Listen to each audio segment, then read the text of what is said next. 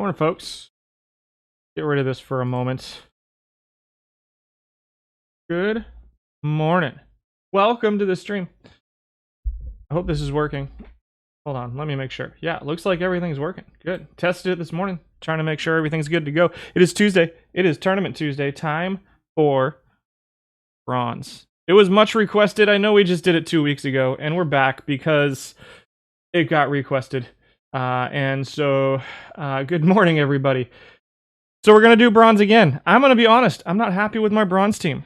We went through a day last week, Wednesday, Thursday, about a 24-hour run where we hit about 55, 60 packs. Welcome from Slovakia. Thanks for dropping by today. And yeah, the perfect points. I caved. I caved. I paid for them. I didn't earn those. They're not earned. I really wanted to open packs. You're in the semis on the early daily again. The only reason I'm doing bronze again today is because it got much requested. I am going to... let's do the data first. I'm going to be honest with you guys.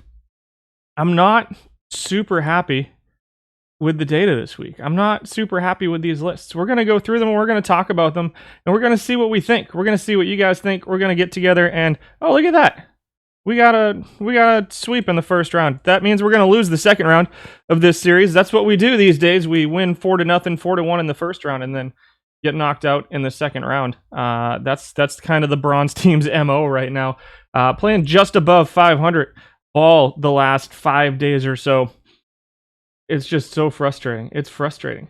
Yeah, I think a lot of us are unhappy with the bronze team. I'm unhappy with the team. I'm unhappy with the lists. So let's just do the lists and we'll see how it goes. I forgot to do one thing. So let me do this real quick and get rid of our formula bar. I'll talk about some changes I made this week. Let's see. Can we zoom in on this? Let's zoom in on this. That's too much. Let's go to 95. Perhaps. Is that better? Can we see that? Can everybody see that? Is that good enough? I think that's good. That looks good on my screen. So, a couple changes I made this week. Our designated hitter is now all hitters. We're going to go over the top 25 hitters overall. That is right here. I separated infielders and outfielders for utility players this week as well. So, we'll see how that goes. There's not a ton of utility infielders. I also swapped from doing best position to players that have better than a... Most positions is better than a 50 rating at the position, but a couple, like first base, third base, are 40 or better at the position. And so those are the guys that qualified. 1,000 plate appearances all time to qualify. 600 plate appearances over the last week or so to qualify. And... I dumped the first 1,000 tournaments worth of data. I got rid of the first 1,000 tournaments. So we're running basically tournament 1001 till current, which is, of course, 4508. So the last 3,500 or so. Probably dump the next 1,000 around the end of this week, and then we'll go from there. Some things I'm going to let you know right up front, guys, is I'm going to be honest. The Build of Legends aren't performing the way I expected them to. I really expected to see a lot of them on these lists, and not too many of them are near the top. I'm just gonna throw that out there right now. I'm a little bit surprised at the underperformance of some of the Build of Legends. We'll talk about a few of them. Specific. Well, I won't get into specifics just yet. Let's just hit the data, shall we? Catchers first. Shall we do catchers first? Lucktar thinks that's a good thing. Yeah, they're very expensive cards for the performances we're seeing out of them. We had 14 qualifying catchers in this period. Oh, and also, I fixed this. So this is just their current offensive value based off of some combination of weighted on base average, batting average, on base percentage, steals. I actually cut slugging out this week. I think it was kind of doubling up the weighted on base average. And so I wanted to get some of the guys that get on base a little bit more. Steals are still in there, but it's some combination of weighted on base average, on base percentage average, steals, just some random formula I made up myself. Defense is defense. It's based off of ratings, not off of any type of statistics. I still have the underlying statistics in the sheet, but they're not on this front page anymore at the moment. I'm trying to work on them and figure them out. I do not like defense right now. Is it bad stats or just not enough play? It's bad. It's the stats. I'm just not seeing what I expected to see out of the Build a Legend cards. They're a lot like the live mission reward cards in that they're cool, but you can do better. Yeah, I agree. I definitely don't think that many of them are must-use cards right now, but we'll go through and figure it out and see what we think. Ooh, I already got my first drop. Outstanding. I earn drops for streaming to you guys. It's pretty cool that I get to hang out with you guys and earn pack drops. But it's not enough pack drops, and I have to... so normally I save my money and I buy real baseball cards with it. I don't know if you can see them back there. But the new releases of Topps and Bowman are just ludicrously expensive right now, and I just can't justify it. I just can't justify buying real baseball cards right now. They're so expensive. So I'll buy fake baseball cards that are going to be no good to me in 2 years instead. That was dumb. What a bad idea. Anyhow, Bob Barton at number 10. He was your 9th most used over this period. He's got 2,700 plate appearances in total, 1,400 over this period. He ranks 13th out of 18 all-time defensively, dropping a 311 weighted on base average all-time, 303 over this period. Just under 10 home runs is probably about what you can expect. A little bit of a split towards lefties, so maybe the left side of a platoon for you guys is 60 contact, 75 gap, a little drop in power to 31, 42 I and 73 avoid Ks versus lefties though. You lose 4 points of contact, 10 points of gap. Really 14 points of avoid Ks is the big one versus righties where you get the drop. Kind of a mediocre defensive catcher, maybe an interesting backup option to play every few days. Am I getting the Topps digital card drop today? I don't even know what that is. I'll have to look into it. Probably not, because I'm going to be here. You haven't even seen a Build a Legend. You wonder which packs they're in. Not mine. And so there's Bob Barton, kind of middle of the pack. Defensive catcher, okay offensive catcher, decent among catchers offensively, 6th offensively all-time and 6th offensively over the course of this week. So he's at number 10. Number 9 is live Sam Huff. Your 6th most used, 5th most used this period, 2,300 plate appearances for him in this reporting period, dropping a 306 weighted on base average. Number 1 in slugging among catchers, 23 home runs per 600 plate appearances for him. Looks to be about what you can expect out of Sam Huff. Again, mediocre defensively, so the defensive value with a 73 arm, 54 ability, 68 catcher rating leaves a little bit to be desired for us here. Topps Bump pulled a few Inception, Sigs, and Relics for free. Nice. Second team has 3 Negro League stars, but no Build a Legends. Gotcha. And you've pulled Sandberg and Glavine so far. Both have underwhelmed. I haven't seen a Sandberg. I have a Glavine somewhere. I don't know. I don't think he's on my team right now. You've pulled 4. None of the super high-end ones. Rose, Biggio, and Usano have been the best Build a Legends for me. Rose is the one I am really surprised with. We'll talk about him later on today, though. Huff is the 11th best defensive catcher, so you're going to look at pretty solid weighted on base average from him as far as catchers are concerned. A little bit of power, but that's about what you're going to get out of him. Home runs every now and then. He's not going to be on base much. He's not a speedy guy. He's not great defensively. That's what you're going to get out of Sam Huff. I don't think he's changed too much. You can see it's mostly still live cards up here. It hasn't been too big of a change on the catchers. Keibert Ruiz comes in at number 8. 5th in weighted on base average at 306 this week. 312 all time though. Just around 15 home runs per 600. 310 on base percentage. I forgot to bring things back up. My bad. Every single time. Here's your meta for the week. Even cutting out the first 1,000 tournaments, guys, we have almost 1.2 million plate appearances. You guys are rocking these tournaments. They just kick off all the darn time. 268 batting average overall, 330 on base percentage, 396 slugging, 726 OPS, and 322 average weighted on base average. Just under 12. The steals came up a bit over the last week or so. We were at about, I want to say 8 or 9 the last time we did bronze, and we're up to over 10 this time. We're looking at the pitchers have kind of evened out a little bit on the starter side. We're seeing about 44% lefty, 55 or so % righty. The relievers are still heavily right-handed. Batters are moving ever so slightly towards righties and switch hitters. About 30% left-handed batters, 55% righties, and 14% switch right now. I expect we'll see those switch hitting numbers continue to come up. Ruiz doesn't run at all. You are correct. Download and get to work, clean up file names. Gotcha. Oh, I missed that. Okay. Yeah, are you talking about the card list? You posted a Rose. You got a decent run. I missed that. Face Gen 2.1. Gotcha. He makes contact and is a decent D. Yeah, I agree. Top 10 among catchers in D, so right around the top half. 59 arm, 68 ability, 68 catcher. Puts the ball in play. He's not going to strike out much, just 67 strikeouts or so per 600 plate appearances. And walks are right around 40, so kind of middle of the pack there. Middle of the pack average.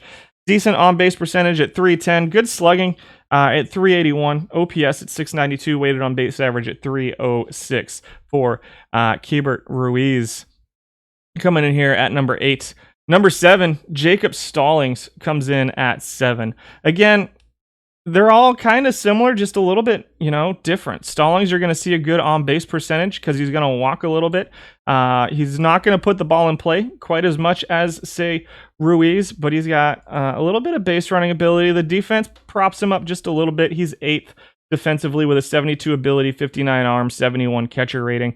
Dropping a 252 batting average, 313 on-base percentage. All-time, he's got a 308 weighted on-base average with a 262 batting average. So it came down a little bit over the last 4,500 or so plate appearances. And yeah, I agree on Ruiz. Great hit and run. It'd be nice if he had a little bit more speed, but he's a catcher. So, all-time 320 on-base percentage is right around league average for Stallings, just below league average. 374 slugging, 694 OPS for him as well. Stallings remains in the top 10. He was in the top 10 last time. I ran with him for a little bit. Good singles, doubles player. Not a ton of home runs, but he'll be on base for you and do a pretty okay job of that. The question is, would you rather go with a better defensive catcher? And the answer may or may not be yes. He comes in at number 7. Number 6 is Al Evans, who is running pretty similar to the Ruiz. A pretty high avoid Ks guy versus lefties approach. You gain 5 points of contact, 7 points of gap, and 10 points of avoid Ks versus lefties. So maybe a little bit of a platoon. 62 arm, 63 ability, 66 catcher rating. So you're not seeing the big defensive catchers here at the back end of the top 10. He is putting up a 312 weighted on base average, which is pretty solid when it comes to catchers. 3rd among catchers, 2nd in average, 2nd in on base percentage as well for Al Evans. He's not a bad looking card. It is a nice profile. I do like it. Hard to find right now. 269 average all time, 348 on base percentage all time. Both of those on base percentage, 20 points above league average, which is pretty solid from your catcher, who's an okay defensive catcher. There's a whole bunch of these guys in bronze that are right around in this kind of mid 60s, low 70s kind of arm ability catcher rating. And so it's kind of figuring out which one works for you and which ones don't necessarily work for you. I do like Al Evans at number 6. Number 5 is Yadi. He's here because of his defense. His offense is pretty bad. In fact, I would call his offense borderline atrocious. A 257 batting average, 290 on base percentage, 287 weighted on base average is a good 40 points below league average in weighted on base average. His bat just isn't doing well. He's a good base runner. He's not going to be a negative base stealer because he's got good base running instincts, but the speed is not good for him. A good call. Yeah, agreed. And what's up, Cavicom? Good to see you. His offense it felt like a liability to you. He's your backup and defensive replacement. We're talking about Yadi now. Yadi is a decent defensive replacement. He is the number 2 rated defensive catcher as far as qualifiers are concerned. Number 1 defensive catcher. I'm just going to throw it out there. It's Ali Sanchez. He's not on the list. He's not in the top 10. His offense does not work in bronze for Ali Sanchez. He is not among your top 10. But Yadi is probably your highest workable defensive catcher. Again, perhaps a defensive replacement. perhaps a a defensive sub late in the game, and then a backup catcher for you. Or if you really just want that 78 catcher ability, 86 catcher rating with a good arm, and you really just want a good defensive catcher, this is probably the guy you want to go to. So he's probably the one defensive catcher, the one really solid defensive catcher I would recommend. When you're through the top 10, can we look at Phil Clark? I'll see what I can find. I don't know if I have anything on him off the top of my head. Austin Barnes comes in at number 4. He's dropping a 301 weighted on base average, 5th overall in defensive value with an 80 ability, 77 rating, and 59 arm. Barnes also plays a little bit of second base, but I don't think that's a place I'd put him in too much. Good base runner, a little bit of speed, not a ton. He's going to be 4th in on base percentage right now with about a 322. Which is slightly below league average. The steals, he'll grab a base every now and then. Just over 300 weighted on base average. How similar is his defensive profile to Yadi's? Well, you gain 2 points of ability, you lose 9 points of catcher rating, and you lose 13 points of arm with Austin Barnes between him and Yadi. The bat, his average is going to be super low, but he's going to hit the ball pretty well. You can see the difference between him and Yadi is basically Yadi's the avoid K's contact kind of guy. I don't really like Barnes. I don't think he looks terribly usable offensively, but the defense looks pretty good. And he's going to give you a little bit more offense, I think, than Yadi's going to give you overall. Number 3 is Usano. Ranks number 6th. He actually ranks 10th all time. So I went back to ranking based off of the last week or so of their profile. So over the last week, he's ranked number 4 offensively. He's been pretty solid offensively with a 309 weighted on base average, 253 batting average, which is playable, 318 on base percentage is okay from a pretty solid defensive catcher, 76 arm, 75 catcher rating. The ability is a little bit lower.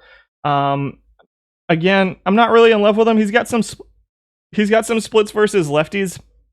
They look worse than they are. He's within 2 points on every single category. So it's not a huge split. He's a guy that can kind of play every day. But I think you're probably going to tend to go towards these numbers. A 239 batting average, 303 on base percentage, 298 weighted on base average for Usano.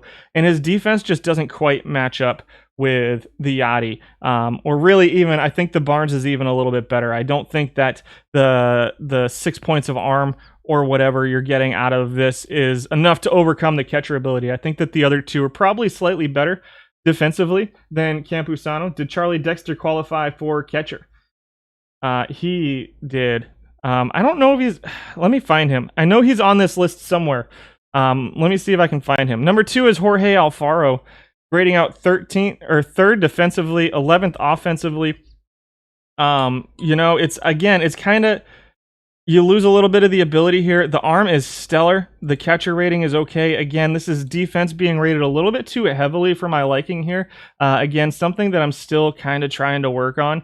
But he's putting up a 302 weighted on base average, so you're going to get a little bit better bat. But all time he ranks 9th, and all time his weighted on base average is not good. This is a pretty small sample size from this week.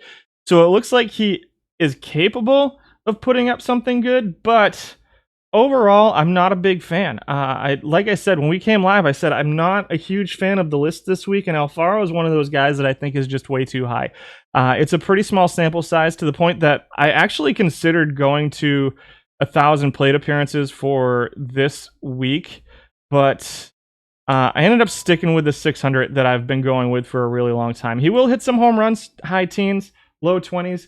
But I just, looking at that, the offense was just big this week. It was a pretty small 875 sample size for him, and he just raked for the week. Again, you're going to get closer to a 245 average, a 376 slugging, which is pretty bad, a 288 weighted on base average, which is kind of atrocious.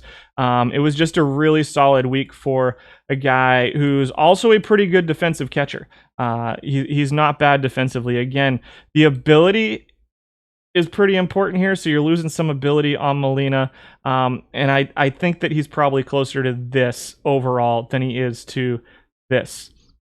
Who was number 1? I don't remember who number 1 was.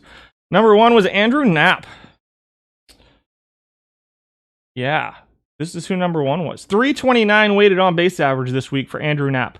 He's 14th defensively, but again, he's in that cluster of guys who are all kind of mid to high 60s in the catcher ability. You don't lose a ton defensively off of some of those other guys. But this week, he put up some crazy numbers. A 249 average, which is kind of middling, but a 356 on-base percentage, a 373 slugging, 730 OPS, and a 329 weighted on-base average this week for Andrew Knapp. Number one in walks, no surprise there. The eye is pretty stellar. And actually number one in WAR over the course of this week. Over the course of the last, I want to say it's the last 1,200 tournaments that have kicked off. He's pretty easy to overlook. It doesn't look like a great profile to me, but when you combine the eye with a decent gap power, he's going to be on base, and when he gets hits, they're going to be extra bases. You're going to see a lot of doubles out of him. Good base runner, and again, right in that cluster of catchers who are like 50s, 60s, low 70s here on their ratings and catcher arms. Between like, so there's definitely a clear separation in defense between the Yadi, the Barnes, and then the Camp Usano defensively. But then everybody from like the 4th best to like the 14th best rated defenders are all just smushed. And they're all pretty similar defensively. You replaced him with Alfaro. He struck out 20 times in 34 plate appearances in an attorney for you. I'm not surprised. He is going to strike out a lot. He will strike out more than just about any other catcher on the list, but he's going to walk a ton too. It's an interesting card that you could hide, or even put it like with that on base percentage. I wouldn't hesitate to throw him in at like number 2 in my order, potentially, depending on what I'm trying to do. I like a little bit more speed and a little bit more batting average out of my number 2 spot, but I don't think this is unplayable. But I'm probably more going to hide him at number 7 or number 8 and hope the other guys can kind of put him around. I've been trying to find the Evans card all night. So Barton was at 10. Let's see, we had Ed McFarland at 11, which is an interesting profile as well. Definitely a step down defensively from some of the other guys, but a solid gap rating, solid avoid Ks with a solid contact rating are all pretty good too. He actually grades out as your 2nd best offensive catcher here in bronze right now. 5th best offensive catcher all time. 313 weighted on base average, good on base percentage, good batting average for McFarland. Williams Astudillo comes in at 12th. Just never, 48 strikeouts per 600 is just ludicrous. A 277 batting average. But again, definitely a clear separation. He's on that 3rd tier of catchers where he's just in the 50s all across the board. At number 13 was Ali Sanchez, 13th out of 14. Moves up 1 spot because he's pretty far and away the best defensive catcher even up to this level. He'll be up for, yeah, maybe, for Ali Sanchez. Number 14 was Tyler Stevenson. So the cutoff for catcher rating was 55. Let me look up Charlie Dexter real quick. Oh, I got a pack. Look at that. Because that might be why Charlie Dexter ended up getting taken off the list. I can't remember what his catcher rating was. Because he was on the list at one point. He may have dropped off this morning. Charlie Dexter. Catcher rating is 45. So that's why Dexter dropped off the list. And again, the ratings are kind of arbitrary. And something that is still a little bit of a work in progress for me. If I switched it to 40. So let's do that. Let's actually go over here. And let's add down to 45 in, shall we? And see where Charlie Dexter shows up, since we got asked specifically about Dexter. Who was the other guy we wanted to see? Somebody else said they wanted to see somebody. There's Charlie Dexter. Phil Clark. We're done with the top 10. Can we look at Phil Clark? Yeah, I'll see what I can find on Phil Clark. So Dexter ends up here. He ends up being number 1 offensively. Let me get his defensive value up there because I'm pretty sure he's pretty low. And let's change this to 45s. Now let's go back over here. Sorry. Specific players. He grades out like last defensively, so not very good defensively. 19.5 for him, but does grade out number 1 offensively. And his offense is good enough better than everybody else to actually put him overall number 3 and number 5 for the current period. If we go look at his card now, we go up here, he should be right around number 5 at catchers. There you go. Charlie Dexter comes in at number 5. Pretty clear number 1 offensively with the solid on-base percentage, good slugging, good OPS, good weighted on-base average. His batting average is a little bit low, just a 238. That's a pretty low batting average ball and play rating right here with the 43 and the 42. But he's going to get on base. He's going to hit home runs. He can steal as well. Pretty multifaceted hitter. But I scrolled. You just bought a right fielder. You keep wanting to play Phil Clark at catcher. Let's see if I can find his card, because I don't know that I've seen that one. Phil Clark with a 46 catcher rating. Let's check out the rest of his rating. I mean, that's not worse than Dexter. 50 ability, 50 arm, profiles, good contact, gap, home run power. I mean, if you're going to play him at catcher, he's going to be pretty okay offensively. He's just not going to be terribly useful defensively for you. So, yeah, that Charlie Dexter card is pretty... This is a pretty sick card that I do not currently have in my lineup that I probably need to figure out a way to get back in there. So those are your catchers. First base. Shall we move on to first base? Great utility, so-so catcher. Yeah, agreed. Wilbert Robinson. Let's see if we can find him. I didn't even see him on here. Let's go to catcher stats. Wilbert Robinson is not here as a qualifier. Let's see if we can find him. Where are you at? I lost my batting stats. Robertson. Rich Robertson. Sherry Robertson. Gene Robertson. Nate Robertson. Jerry Robertson. Looking for... Oh, Robinson. I'm not looking for Robertson. I'm looking for Robinson. Wilbert Robinson. I'm showing 500... Well, 1,900 total plate appearances. He's dropping a 2.57 WAR per 600, 292 batting average though, 321 on base percentage, 439 slugging, 330 WOBA. So he's looking pretty solid offensively. I imagine he's not good defensively is what's going on here. I haven't seen this card yet. This one right here.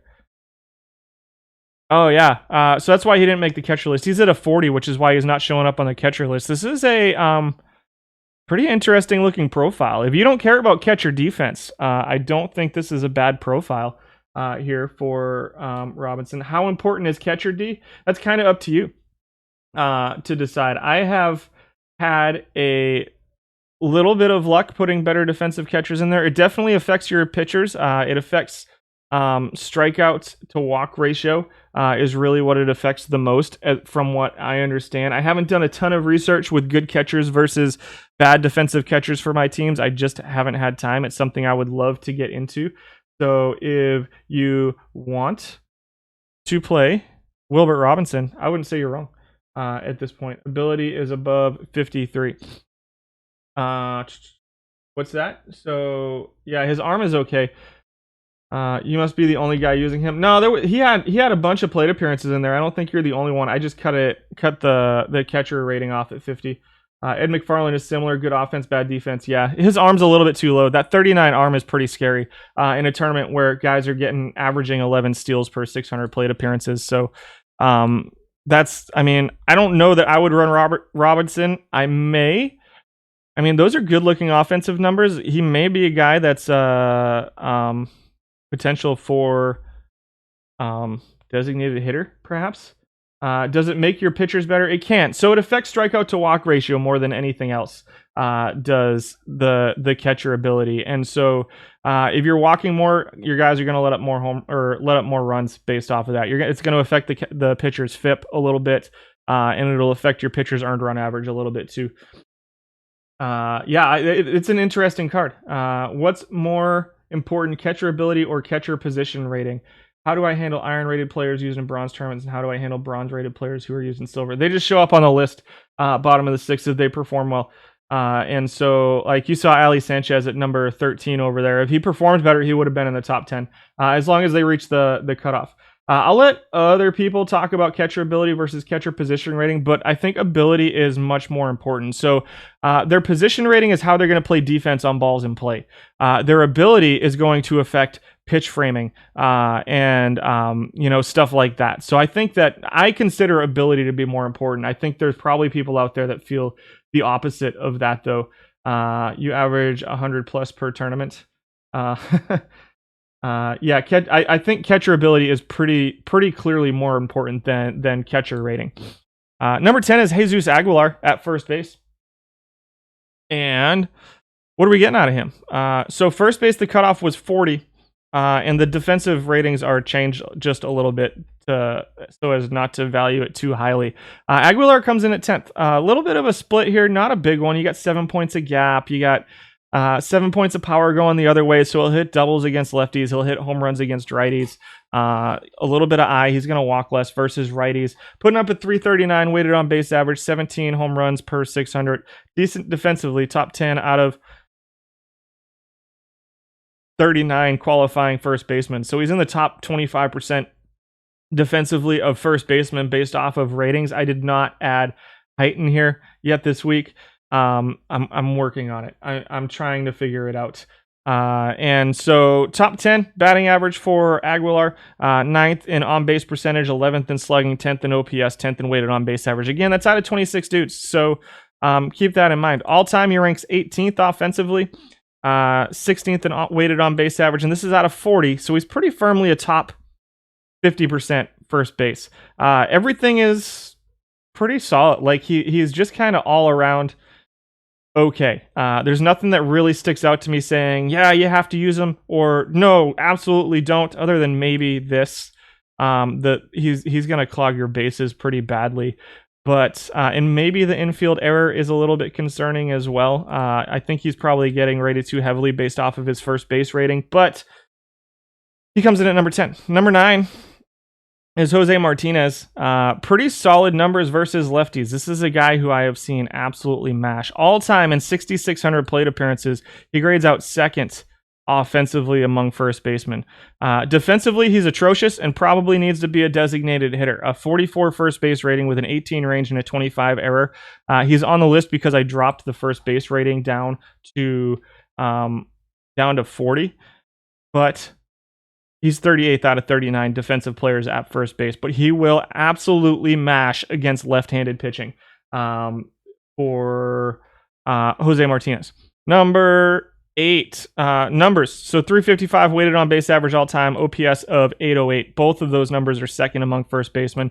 Just over 20 home runs, decent on base percentage, good slugging as well. Those are, again, all time out of 39 people. Number 8, Pavon Smith. So Pavon Smith's another one of those guys where his splits are make them look worse than they are. It's 4 points of contact versus righties, 4 points of gap versus righties, 2 points of power, 2 points of eye, and 2 points of avoid K. Pretty good defensively. He ranks 8th defensively out of all of these first basemen, out of 39 first basemen. Offensively, he ranks 8th right now, dropping a 345 weighted on base average, a 773 OPS, a 363 on base percentage. All of those top 10, top 5 for on base percentage. Mid-teens in home runs, decent batting average at 274. Everything just a little bit above league average there, except the on base percentage is pretty high.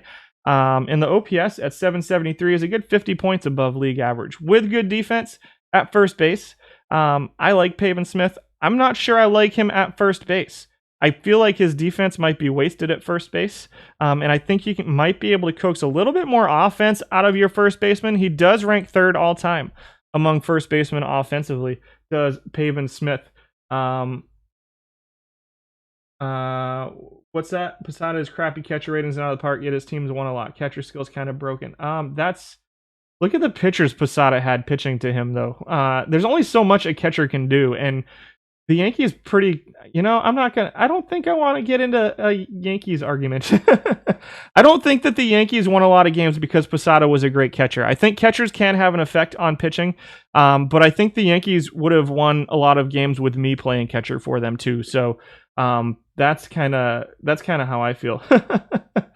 It definitely has an effect, but those teams would have won a lot of games, even with They do so much more in out of the park. Stated they did tests where bad catchers had ERA significantly higher than an elite catcher like Sanchez. Yeah, it does have an effect here in out of the park for sure. But maybe you just don't want Posada as your catcher. We're not talking about Posada today, though. We're talking about Pavon Smith right now, who is pretty solid at first base. Also, he's going to be on another list later on. So I did put it, we will see players on multiple lists. So because he hits the 50 right field cutoff, we will likely see him on the right field list as well. I do like this card, though. This Pavon Smith card is pretty solid. Number 7 at first base right now is Yandi Diaz. He is okay here at first base. Weighted on base average is 13th overall, ranks 9th all-time. Offensively this week, he put up a 345 weighted on base average, a 368 on base percentage, 270 average, 408 slugging, which are all, other than the slugging, which was way up by about 26 points or so. All of this is right in line with his all-time numbers, which over 2,500 plate appearance sample size, you're looking at 13th weighted on base average. The slugging's pretty low, 37th out of 39 for among first basemen, but the on-base percentage is good. The batting average is good. Weighted on base average is good. Splits, sort of 10 points a eye is your biggest split here. Defensively, he's okay. Middle of the pack defensively among first basemen. And so that is Yandi Diaz. Just a really solid week this week, too. 345 weighted on base average. Does rank 9th all time. Not getting a lot of use over the last week or so, though. I think people have kind of moved on from him for whatever reason, but he's still kind of performing okay. He's a guy who's going to get on base and put up decent WAR for you. Although I don't think you're going to get 3.5. It's probably going to be closer to this 2.5 overall. I'm not sure where the 3.5 came from over the last week. It looks like it was mostly it had to be those home runs, the extra home runs, 14.5 home runs versus the 10. So he's going to be closer to this probably, which is still usable. I don't think he's unusable, but I don't think he's somebody you need to go out and absolutely try to find. Yeah, good sack bunt, 81. Wilmer Flores comes in number 6. Serious splits versus lefties here. If you can platoon him at first, he's probably going to be pretty okay for you at first base. Can you afford to fit a platoon at first base on your team? Perhaps. I think that first base is a very platoonable position, personally. Especially when you got a guy who's really this good. These are pretty solid ratings against left-handed pitching for Wilmer Flores. All-time, putting up a 344 weighted on-base average. The on-base percentage are kind of middling, but the slugging's good. He's going to hit some home runs, top 5 among first basemen in home runs. Slugging 4th, top 5 in slugging, top 5 in OPS, and 6th in weighted on-base average, to go along with pretty okay defensive ratings as well for Wilmer Flores at first base. A ton of players have first base abilities, yes. And so that's where that's Wilmer Flores in a nutshell. This week it was a 348 weighted on base average, 475 slugging, 803 OPS this week, and 26 home runs per 600 plate appearances. And that's in a 1,300 plate appearance sample size. Not quite enough to crack the top 10 because we do have a lot of data here, but still pretty solid for Wilmer Flores. Number 5. This is the first time on the list we're going to see a guy by the name of Swede Ryzenberg. 1918 Chicago White Sox snapshot. And I'll tell you what, I like this card a little bit. He's been okay. So Ryzenberg dropped a 285 batting average this week, 353 on base percentage, 436 slugging, 789 OPS, 348 weighted on base average. Ranks 5th defensively at first base right now. Just over 10 home runs, a little bit of speed. I think the steals can actually be better than this for sure, with a 73 speed, 84 steal rating as well. And so strikeouts he's going to strike out quite a bit, so the avoid Ks is pretty low. He's going to be kind of in the middle of the pack in walks. The 54I is okay, but somehow he's just getting it done. Just offensively, discount the 3.08 WAR at first base just a little bit because he does play other positions. So you're going to get some second base, some third base, some shortstop in there as well, which is why his WAR is kind of off the charts a little bit. All time, he's dropping a 340 weighted on base average, 272 batting average, 339 on base percentage. These are numbers that are pretty close to the top 25% among first basemen. So when we start seeing him at second base and third base, I don't think he shows up. He's not going to show up on the shortstop list. But this is not the last time we're going to see Swede Ryzenberg on this list today. He's a really interesting candidate for a utility infielder to me. And so we'll see what you guys think of him. He keeps cropping up. You love Swede. What you call a rutabaga? I think Marwin Gonzalez trumps him as a utility. Interesting. We'll see. I don't recall. We'll see if Marwin shows up too. I don't know where Marwin is. I don't know if I've seen him too much. Ham Hyatt comes in at number 4. Pretty significant splits versus righties. So if you're looking for a right-handed side of the platoon with perhaps a Martinez, then maybe Ham Hyatt's the guy you're looking for. 72 avoid K, 67 contact, 57 gap, 66 power, 58 eye versus right-handed pitching. Defensively, he's kind of atrocious.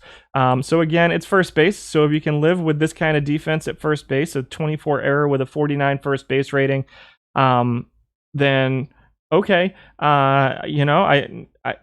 I don't think that it's unplayable at first base, but it's right there on the border of being unplayable for sure. 286 average, 352 on base percentage, 434 slugging, OPS and weighted on base average both at 6th among first basemen this week. Offensively this week he was 4th. Adds a little bit of base running to go along with it. Just a decent base runner, not a great base runner. All time, though, he's ranking 27th all time, so I'm not necessarily sold on Ham Hyatt. He just kind of had a good 1,200 or so plate appearance week this week. We'll see what he does going forward. So you're looking at 15 points of slugging. You're looking at, it was just 5 points of on-base percentage. It was really the 10 points of batting average this week that pushed him up just a little bit up the list. I think he's probably closer to these numbers, a little bit closer. Now, again, he's kind of like that, who was number 10? I forget who number 10 was, where nothing just stands out, the Aguilar, where just nothing really stands out to me as necessarily a huge hole, but nothing really stands out to me as you must play this guy in your lineup kind of thing either for Ham Hyatt, which there are very few of those right now in bronze that I'd say this guy has to be in your lineup. Yuli Gorielle crushed it this week. A 352 weighted on base average with a 484 slugging with a 289 batting average, 23 home runs per 600. All time, you're seeing a 343 weighted on base average from him. So that's up 10 points this week.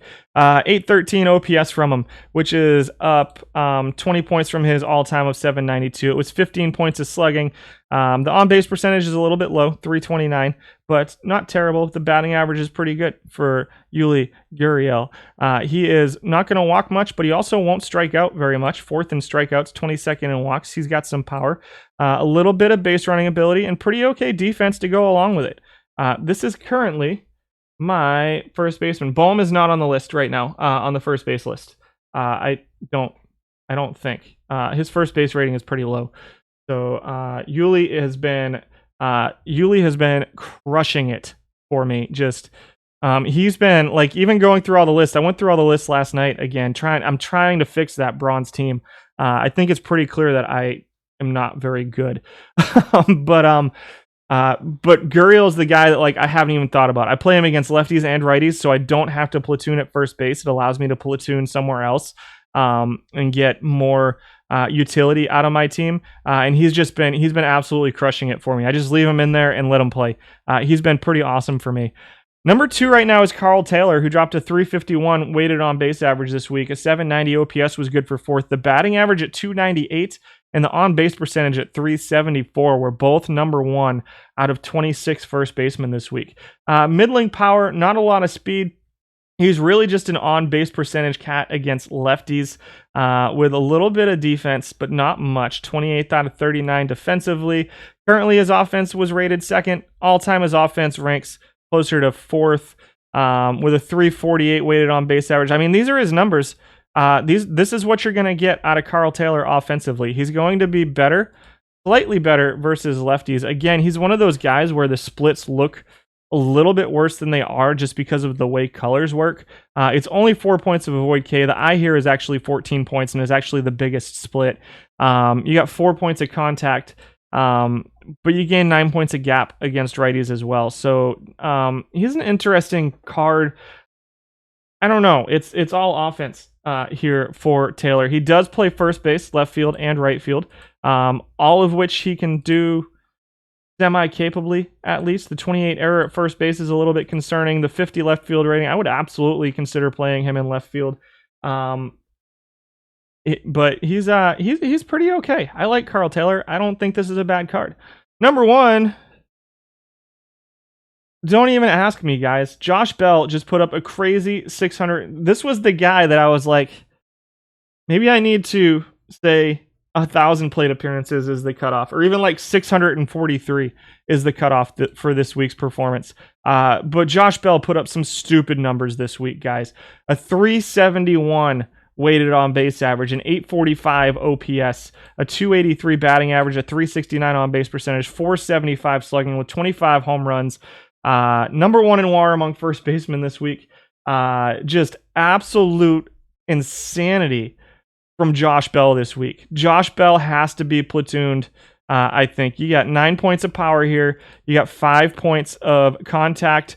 His eye and his gap actually switch towards righties, and avoid Ks goes towards lefties. We'll look at the rest of the list here in a second and see where the rest of these guys came up. I just, all time, however, Josh Bell ranks 16th. You're looking at closer to a 335 weighted on base average, 245 batting average, 330 on base percentage. He just, all time over 2,500 plate appearances, he just doesn't stack up against some of these other guys. This has got to be platoon stuff. Somebody's platooning him at first base and he's just rocking left-handed pitching, which some of these guys will do. And if you want a platoon at first base, maybe Josh Bell long-term can do a first base platoon, but I'm not in love with this card. Let's go back and see who we missed. You guys are looking for Gandil. You guys are looking for Mountcastle. Mounty got snubbed. I live off of he put up huge data in your dump. Yeah, he's even blind squirrels find nuts once in a while. Not Mountcastle. So I don't rank these guys. It's just off of numbers. So that's what we get. Alan Wiggins was at 11. A little bit of a first base rating. Gandil was at 12. So where's Gandil? 322 weighted on base average. All time he does rank 4th all time with a 328 weighted on base average and pretty decent steals. This time he just ranked 12th. Mostly, well, defensively he's pretty good. Offensively, I like Gandil. He's probably my number 2 choice as a first baseman behind Gorielle. I just like what Guriel's giving me right now. Gandil's a 263 average, mid 260s, 326 on base percentage, slugging at 420, OPS 746, and 328 weighted on base average. We got Ryan Mountcastle at 13. Offensively, he's putting up a 337 weighted on base average, 334 this period, 285 batting average, 326 on base percentage. Does rank 6th defensively here at first base. So that is where he shows up at first base. Number 14 is Unglob, who's a guy who showed up on the list last week. We really liked him last week. He kind of dropped a little bit this week. Weighted on base average is 322, 734 OPS, 425 slugging, 308 on base percentage, 263 batting average this week. Drops him a little bit. So it was 7 points of average. You looked at 6 points of on base percentage, 10 points of weighted on base average as well. Drop for Unglob this week. All time ranks number 8th offensively, but 23rd overall. Again, the defense is a little bit of a drop off for Unglob. Who else are we looking for? We're looking for Nippy Jones too. Listella. Felipe Alou was 16th. Nippy Jones came in at 17. Very good batting average, number 2 in batting average, 440 slugging, ranks 17th offensively. All-time ranks 15th among first basemen offensively with a 300 batting average all-time for Nippy Jones. It's a pretty awesome card against left-handed pitching. Again, if you can platoon at first base. And Perry, let's see, we got Perry. Dick Krihosky at 18, G-Man Choi 19, Rowdy Tellez at 20, Randy Moore at 21. 22 was Keston Hira, Big Poppy at number 23, and Ty France at number 24. Jerry Perry. I don't have Walker or Perry. Let's find them. Let's check them out, actually. Hey, I got another pack. That is not the right Perry. Let's go into a bronze tournament and see. Oh, they're still playing. Outstanding.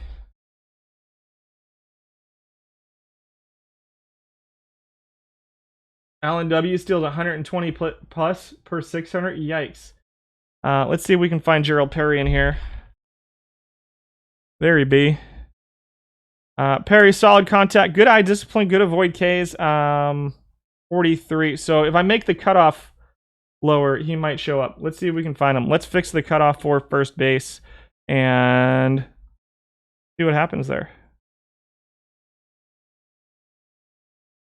It already is down to 40, actually. Let's find him on here.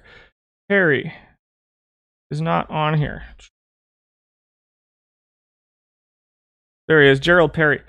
So he didn't have enough plate appearances to qualify for this. He didn't have over 600. All time, he's ranking 24th offensively. We've got a 251 average. 358 on base percentage is pretty solid. 354 slugging out of him. 712 OPS for Perry. Build a legend, Todd Helton. I don't think I had enough data on him for first base this time. Let's see what he looks like. 61 first base rating. I don't think I had enough data. Let's find him in the main sheet and see what we've got for him. There we go. 331. So we didn't have enough plate appearances for Helton just yet. 1.6, 2.9 WAR per 600, 291 average, 378 on base percentage, 426 slugging. Build a legend Helton's looking good. I just don't have data on him yet. Christian Walker. Harry Walker, Hub Walker, let's look up. Christian Walker, 1,310. He might not have had enough this time. Was he on the other sheet? He should be on this sheet.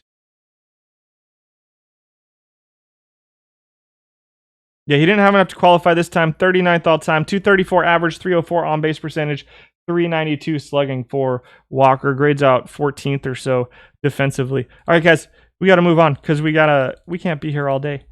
I love looking extra guys up for you. I can only do it so much though. And yeah, so there we go. I think I got everybody people were looking for though. Second base. I don't like it. I don't like second base. Jorge Polanco comes in at number 10. 317 weighted on base average. Ranks top 10 defensively and top 10 offensively. Like, what more can you ask for out of a guy that's going to play second base among second basemen? All-time ranks number 7. This time it was a 261 average, so his average was down 4 points. His weighted on base average was down 5 points or so. Slugging was at 402. OPS at 719. Mid-teens and home runs. And decent defense at second base. All time, he's putting up a 410 slugging, 15 home runs or so. 15 out of 26 in batting average, top 10 batting average. And so he comes in at number 10.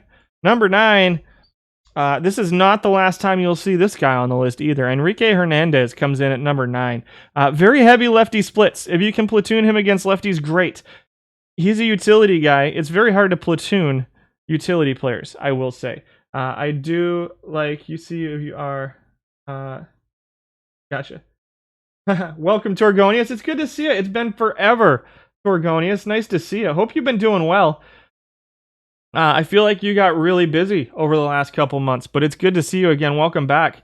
21 home runs for Enrique Hernandez per 600, which is first among second basemen. The batting average is kind of gross. In fact, last over this period at 249.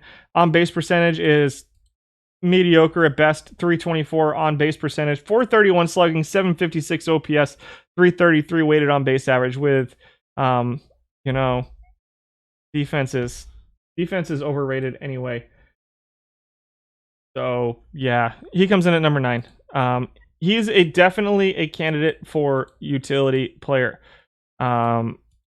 One thing I'm finding, so I'm playing around with fatigue, trying to keep my utility players to 2 positions, 3 at the most. So I don't think you're going to be wanting to run a guy like Hernandez at all 7 positions. Maybe as like a tertiary backup at all 7 positions, or secondary backup, I guess it would be like a tertiary player. But with fatigue in these tournaments, you're not going to want him playing every single day like you would if you had him at all of these. You're going to have to pick 2 or 3 positions. Is second base one of those positions you want him to platoon at? Perhaps. Louis Guillorme comes in at number 8. Defenses for suckers you can't hit. Agreed. Sometimes he hits 400, sometimes he hits below the Mendoza line. Yeah, I agree. He's definitely been up or down in my experience. Louis Guillorme is the number 1 rated defensive second baseman with a 75 range, 65 arm, 77 turn double play, 89 error, a 67 rating at second base. Offensively, he ranks pretty bad. 12th out of 15 this time, 20th all-time out of 26. A 309 weighted on base average, 260 batting average. 4th in on base percentage at 338. So that's something with a little bit of speed, but not enough for me to say, yeah, you should put him in there because he can run. Guillorme's an interesting option at second base, maybe at shortstop. You're guessing it's a lot of the shortstop at play? Perhaps. He does play shortstop some as well with that war. Guillorme. Louis Guillorme. Thank you, Dan Brothers. I appreciate it. Missed the old days for sure. Not many folks still around. Gotcha. Louis Urias at number 7, shortstop by trade, but second base is his highest rating. Perhaps we'll see him on the other list as well. Defensively ranks 3rd among second basemen. Weighted on base average was 317 this period, 264 batting average, 328 on base percentage, all in the top 10 out of your 15 second basemen. All time ranks number 10. 313 weighted on base average all time with a 254 average, 325 on base percentage, 378 slugging.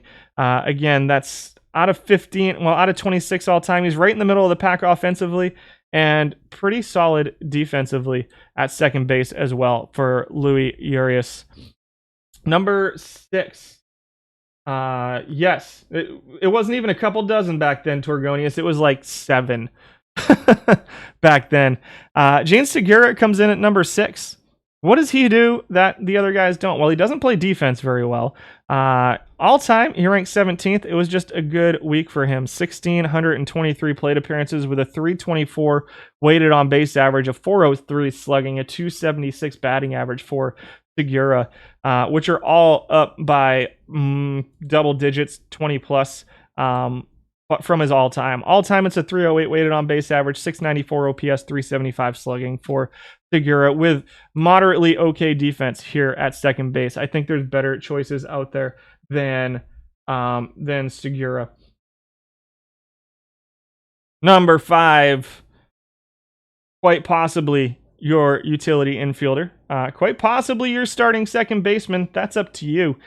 He can do either one of those things. Very good hitter. 285 batting average, 335 on base percentage, kind of okay speed, good sack bunt for David Fletcher. Splits versus lefties, it's 5 points of contact, 3 points of gap, 2 points of power, 1 point of I, and 3 points of avoid K. So it's, while not negligible, pretty close to it. Defensively, a 71 range, 85 error rating, an 82nd base rating. He can start at second base. I don't think this is the only time we're going to see David Fletcher on this list. Again, with fatigue, do you want to play him at second base, shortstop, and third base? Do you want to start him at second base? I think he can do either of those things. He's a very capable utility infielder, but he's good enough that he can start every day, I think, for David Fletcher. 318 weighted on base average. All of these numbers this week are pretty much right in line. You can see where the numbers start kind of normalizing, right? So 20,000 plate appearances. Is where the numbers start to kind of normalize. And this is a huge sample size, so we are not getting led astray by a 650 plate appearance sample size right here either. I think David Fletcher can just play. Yeah, I want to play him at every single one of those positions all at the same time as well. Also, remember that on Monday, all of these live cards are going to get purged because they're all going to change. What's going to happen to David Fletcher? I don't know. Let me look up his baseball reference for this year and see how he's playing. Do we think we're going to get another month of him? So far this year, dropping a 277 on-base percentage, 254 bat. I think David Fletcher is going to stay bronze, folks. I think we might be in luck with David Fletcher, and I think he's going to stay bronze. So he may even get bad. We'll see. But I like him right now. You can either, again, start him at second base, start him as your utility guy, try to keep him. I am really, really trying to keep my utility guys at 2 positions or less right now. I'm running a 14 batter, 12 pitcher kind of rotation. Mixed results right now, but Fletcher's a really solid candidate for either of those. Number 4, Solano comes in at number 4. All-time ranks number 8. Actually, it was Fletcher's all-time. All-time, David Fletcher ranks number 1. Dropped a little bit this week, but all-time he ranks number 1 among second basemen. Solano ranks number 8 all-time. 4th this week, 329 weighted on base average, 302 batting average, 335 on base percentage, 416 slugging for Donovan Solano this week. Not really any splits. You got a couple points of split. Again, everything, as far as second base-wise, he's David Fletcher just a little bit worse as far as everything I can see here. A little bit more power, like 8 points more of power, but a lower I. Everything else is just slightly worse than Fletcher for Solano. He just had a pretty solid week this week. Fielding and speed won't change, just batter ratings, right? As far as I know, yes. Kyle Lewis is back in real life. I agree. I'm very excited about that as a Mariners fan and as somebody who has him on my... the Mariners are like my secondary team right now.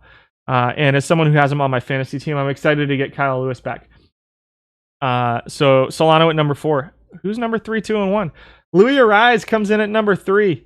Offensively, he ranks number 1 among second basemen. It hasn't been all that close. Arraez is a fantastic offensive second baseman. Defensively, he's a step below Fletcher at second base. But versus righties, he is just absolutely phenomenal. A 307 batting average, 368 on base percentage, 756 OPS, 338 weighted on base average. Luis Arraez is a phenomenal player. Solano was your guy for a long time until you got Charlie Pick. Interesting. Solano was aggravating, using Fletcher, Arraez, Oquendo all over him. Oquendo is interesting. Ems is your favorite team. They're not my favorite team, so I'm working for the Arkansas Travelers now starting next month, which is their AA team. I'm pretty excited. And yeah, no, I'm a good person, not just a good streamer. I appreciate being either one of those. Being a good person is probably more important to me, though. If you could just steal, he would be on your team. Will he jump right to gold is the question. Who's that? Kyle Lewis? Perhaps. We'll see. I'm going to be an usher at the stadium, but I've already talked to the guys in charge. It could turn into a full-time job someday. Just there's nothing available just yet. So I have a lot of work experience in my past. I'm just looking to move on to another career. So number 2, here we go. Swede Ryzenberg comes in at number 2 at second base. Grades out 19th defensively. He is very bad defensively at second base, to the point that I don't think I would consider him as a starting second baseman. He can definitely be a utility guy at second base, though.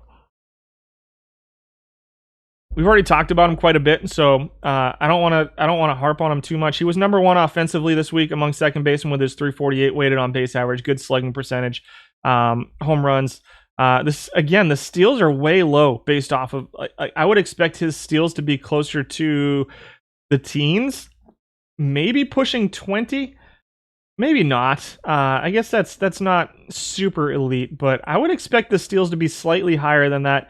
But he's just a pretty solid looking offensive kind of utility guy for Ryzenberg. I don't think he's the number 2 second baseman. I think he could be useful as a utility guy. Yeah, he was on first base too.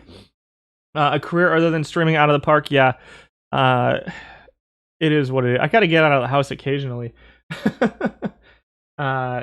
Yeah, he's an interesting guy, and so we'll see. I think he shows up here as well. He won't be at shortstop because of the positional cutoff, but I'm pretty sure that the positional cutoff at third base I dropped to 40 because there were like 3 qualifying third basemen when I had the cutoff at 50. So Ryzenberg comes in at number 2. Number 1, I really don't know. We're gonna find out in a second. It is. Oh wow, Tito Fuentes comes in at number 1. Interesting. 302 batting average. Small sample size alert, guys. 617 plate appearance sample size. The reason he got in this is because I picked him up last night on a whim, and he managed to get a couple plate appearances last night and hit that 600 cutoff. I played him overnight.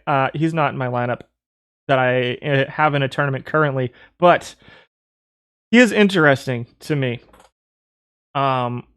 Offensively, he looks pretty solid as among guys who can play second base. The problem is he only plays second base, right?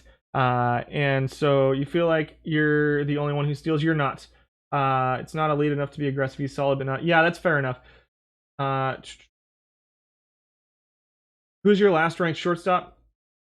Gaming Giant? Are you talking about Swede? You've got some insane numbers for Rich McKinney. Interesting. I'm not sure who you're talking about, Gaming Giant. He as your last ranked shortstop. Anyhow, back to Fuentes. 302 batting average, 350 on base percentage, 423 slugging, 773 OPS, 340 weighted on base average. All number 2 or number 3 among second basemen. Top 10. Middle of the pack in home runs. Steals or whatever. Doesn't really strike out. Doesn't really walk much either. He's not great defensively. He's really interesting to me. This is a interesting Fuentes, number 40 on your list. That's interesting. Crazy. Versus lefties. So I'm platooning him versus lefties right now. I have a really weird lineup going on, or I did overnight, and I got good results out of him last night, platooning him versus lefties. I think he's definitely a platoon candidate if you're putting him out there. And again, it's tough. I don't want to say he's the best second baseman out there, but if you can fit him in the right spot, I think he can be useful. I was platooning him versus lefties with maybe Fletcher versus righties. I don't remember. That was really late last night. It was like 1 o'clock this morning. I couldn't sleep, and so I was just messing around. All time, you're seeing a 329 weighted on base average, 295 average, 743 OPS. Again, pretty small sample size here of just 2,000 plate appearances, but he's interesting. So, I don't know. What do you guys think? You guys obviously don't like him very much. 11 was Madrigal, drops to 11. A little surprised about that. Offensively, he's top 10. If you can platoon him versus lefties, he becomes very, very effective. I think he's a very good batting average player against lefties, and okay defensively. Not quite in the top tier, but pretty close defensively at second base. We've got Frazier here at 12, and Frazier at 12. We got Jose Oquendo came in at 13. He was higher last night. I actually, to the point where I bought him last night, and then he played one tournament for me, and I did not enjoy it. He's interesting as a utility player, perhaps second base, third base, shortstop. On base percentage is going to be pretty good. Batting average is a little bit low. Over the last week or so, all time it's a 265, which isn't terrible, but isn't great either for Oquendo. If you're interested in losing, play Fuentes. Fair enough. Wager he is that high because most of his limited appearances are versus. Yes, platoon him for Fuentes. You want to sell Fuentes for 20,000? Nope. Jurickson Profar at 14. We've got Colton Wong at 15. I think that's it. Who are we looking for? You guess your team needs help if he's your primary DH versus lefties, perhaps.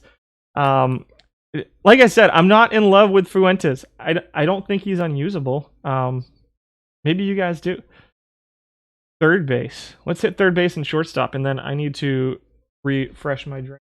Oh my goodness, we've already been live for an hour. This is taking too long. Speed it along. Dave. Oquendo comes in at number 10. We already talked about him. Third base, the arm at third base is the worst part of it for me. Defensively, he ranks 10th out of 26 third basemen. So he's okay, not great. At third base, again, I dropped the cutoff to 40 because we literally had 3 or 4 third basemen who qualified at third base. Number 9, you guys are going to be upset about this third base list, I think. Rich McKinney, you got a 303, 346, 441, 787 out of McKinney. I don't know what I have out of McKinney yet. So we'll see. If he's not on the list, we'll have to find him. What's up, Johnny Balls? Good to see you. Number 9 is Austin Reilly, who's here because he hits lots of home runs.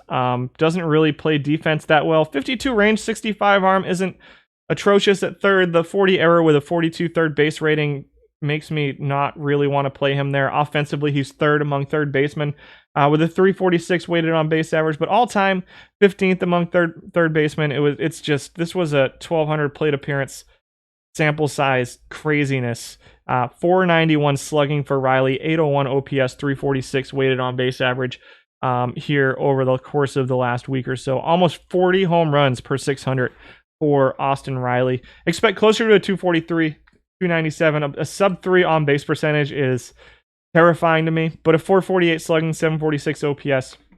He just kind of is what he is. He'll hit home runs by accident every now and then, but that's about it. Number 8 is Jack Dunn, comes in at number 8, and I know people love Jack Dunn, and I do too. I think Jack Dunn is awesome. I think this card is fantastic. I think that third base defense I may be overrating a little bit. He's 18th defensively at third base for Jack Dunn. This is a position I can live with the 18th best defensive player, though, and Jack Dunn is a seriously, seriously good bat. 322 weighted on base average is okay. 411 slugging, 734 OPS. Speed, on base percentage of 322, average of 265. All of those are up just a little bit. He ranks 14th all time, guys. Combined between his offense and his defense. I am really surprised at the low numbers I'm getting out of Jack Dunn right now. 263 average. Thanks, Jerry Westside. I appreciate it. 97 steals. Yeah, his speed is a game changer at the top of your order if he's getting on. A 318 on base percentage is a little bit below league average, though. Like, it's not great. He will definitely steal your pants off. Slugging percentage is good. OPS, pretty good. Out of 26, he's 9th and 6th out of 26 third baseman all time. Weighted on base average is 322. I like this card at third base. It's not who I'm playing right now. We'll talk about who I'm playing in a little bit. But I think Dunn's a pretty solid third base card too. I think there are very few cards in bronze right now that I feel like are like total game changers. He's feeling undervalued and it's showing in his performance. We just need to give him more positive reinforcement. Gotcha. We'll see. Much better known as the guy that discovered Babe Ruth. Good to know. I did not. That's good trivia. I did not know that. You're running Rose at DH and Beltre at third. Rose is a guy that we're gonna talk about.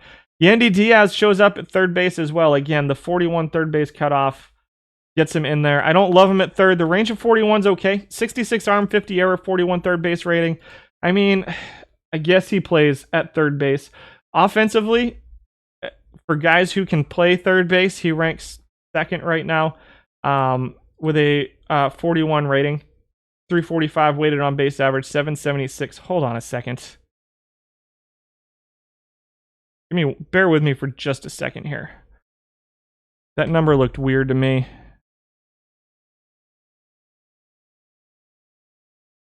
Oh, I need to bring up my thing. Hold on just a second. Bear with me, guys.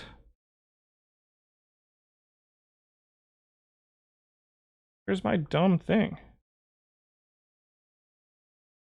Oh, there it is. Show formula bar. Yeah, it should all be in there. Okay, cool. Looks good. Let's hide that formula bar again. Options. Advanced. Sorry, I thought I was missing something in there, but it apparently is in there. Let's go back to here. And so Diaz comes in at number 2. You say Rose didn't make the list because his third base rating is too bad. You are correct that Pete Rose is not on the third baseman list. His rating is too bad. We'll talk about who I'm playing there in a minute. 17th BOP, he's not getting on a steal. Yeah, that's the problem with Dunn, right? He's got to get on if he's gonna steal. If this was like a 65, I think if his contact was like closer to a 65, this card would be an absolute beast. Or even if his eye was like a 55 or 60, this card, but then it's silver, probably. So, I mean, you start talking about every one of these cards is going to have warts. And so Dunn he just doesn't get on enough to make, if he got on at a 330, 340 clip, then the stolen bases become a lot more valuable. Diaz at 7th. 6th is Lenny Harris, who is the right side of my third base platoon right now. He's okay defensively, middle of the pack at 14th. Again, third base is a place I can live with semi-okay defense. 307 average right now, 351 on base percentage this week. Grades out 4th offensively at third base. And so you look at the OPS at 8, the weighted on base average of 326. Not a lot of home runs, a little bit of steals going on, so mid-teens with stolen bases, and a solid on-base percentage to go along with it. I really, really like Lenny Harris against right-handed pitching. This is one of the positions I run a straight platoon at the moment with Lenny Harris. Well, I'm trying to run a straight platoon with Lenny Harris. I think I actually do have him playing lefties right now because I can't get my hands on the guy I want to run against left-handed pitching. Which, speaking of, maybe we'll move to Jack Dunn versus left-handed pitching. I have him.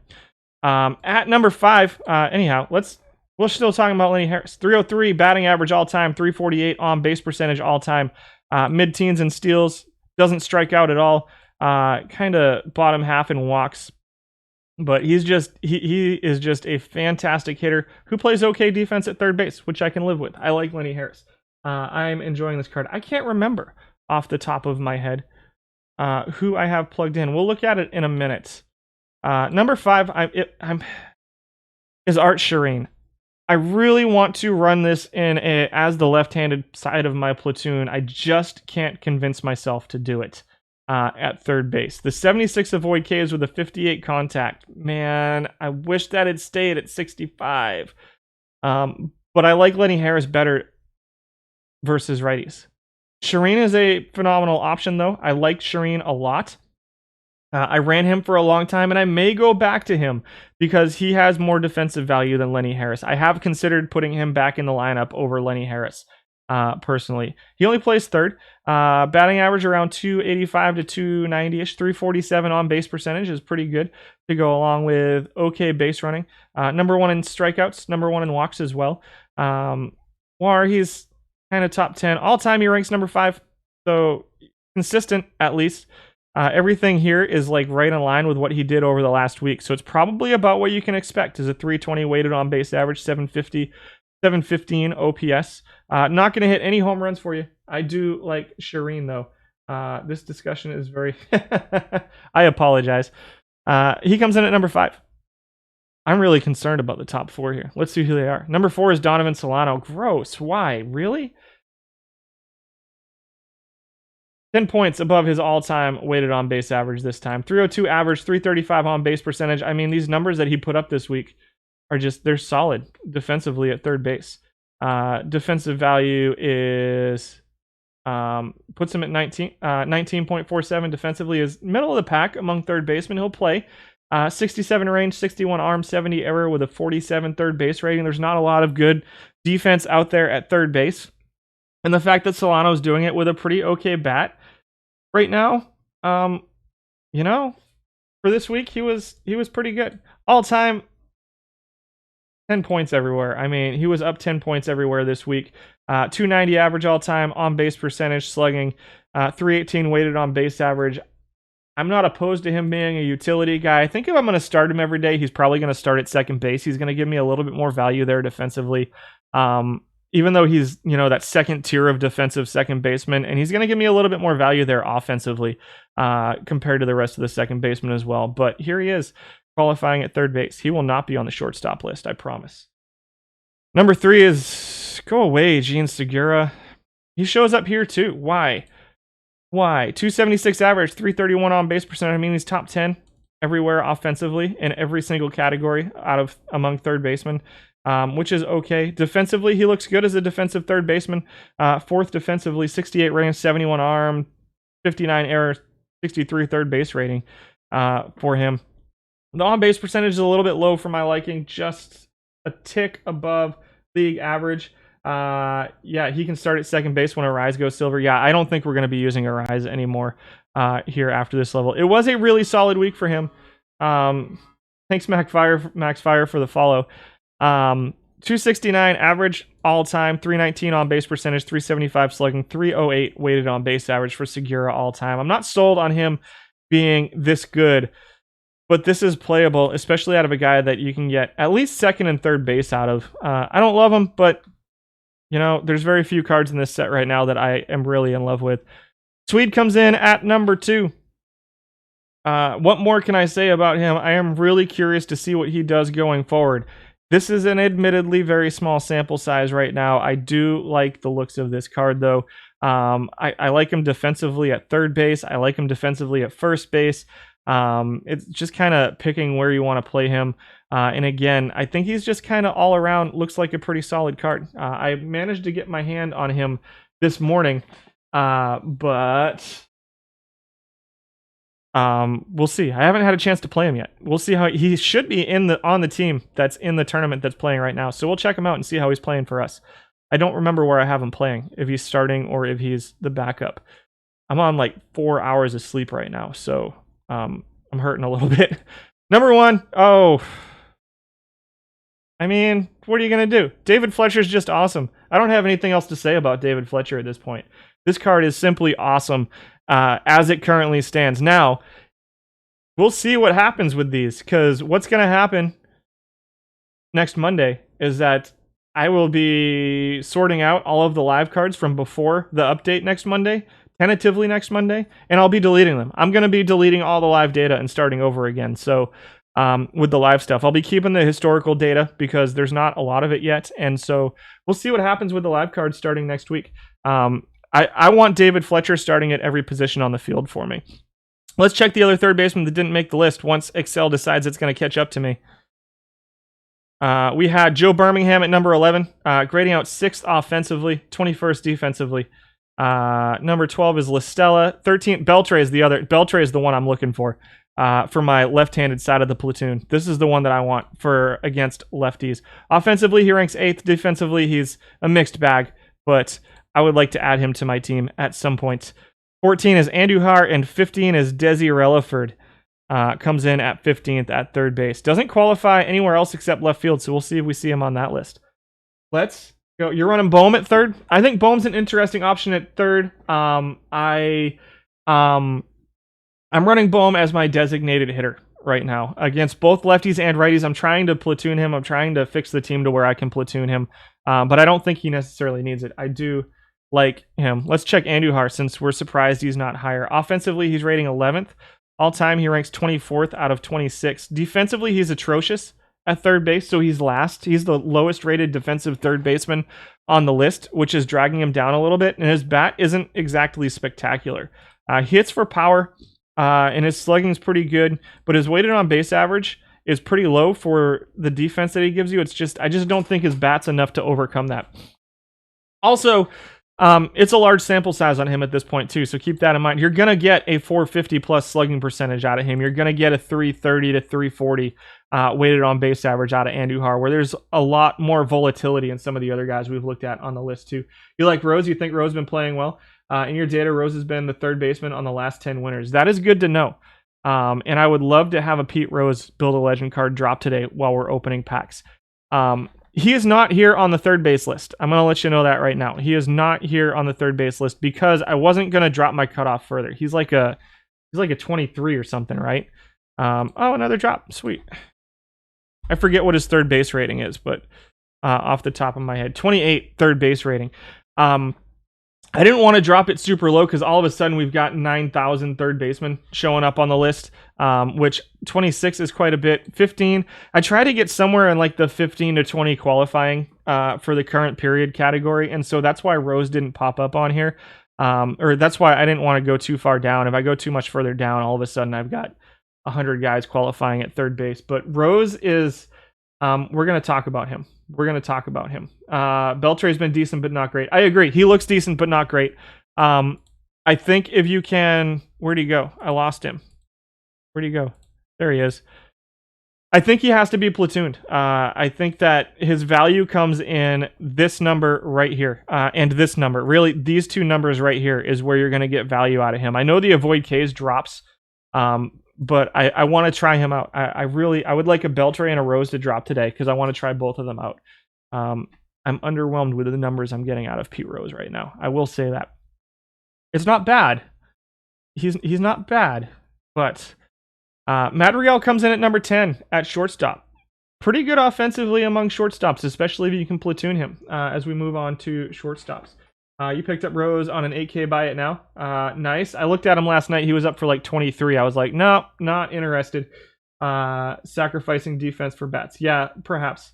and no speed. You dropped Beltre and started using Lenny Harris. I like Lenny. I've gotten good results out of Harris. For him, not so much for the team. I was getting better team stuff with Shireen at third base, in all honesty. So I'm considering moving back to him. It's getting reworked today for tonight's tournament. I'm going to try to make it to the second round in the bronze tonight. Speaking of tournaments, 4 weeks in a row, we've made prizes in the Iron Warriors at this point. We finished in the quarterfinals this week and got...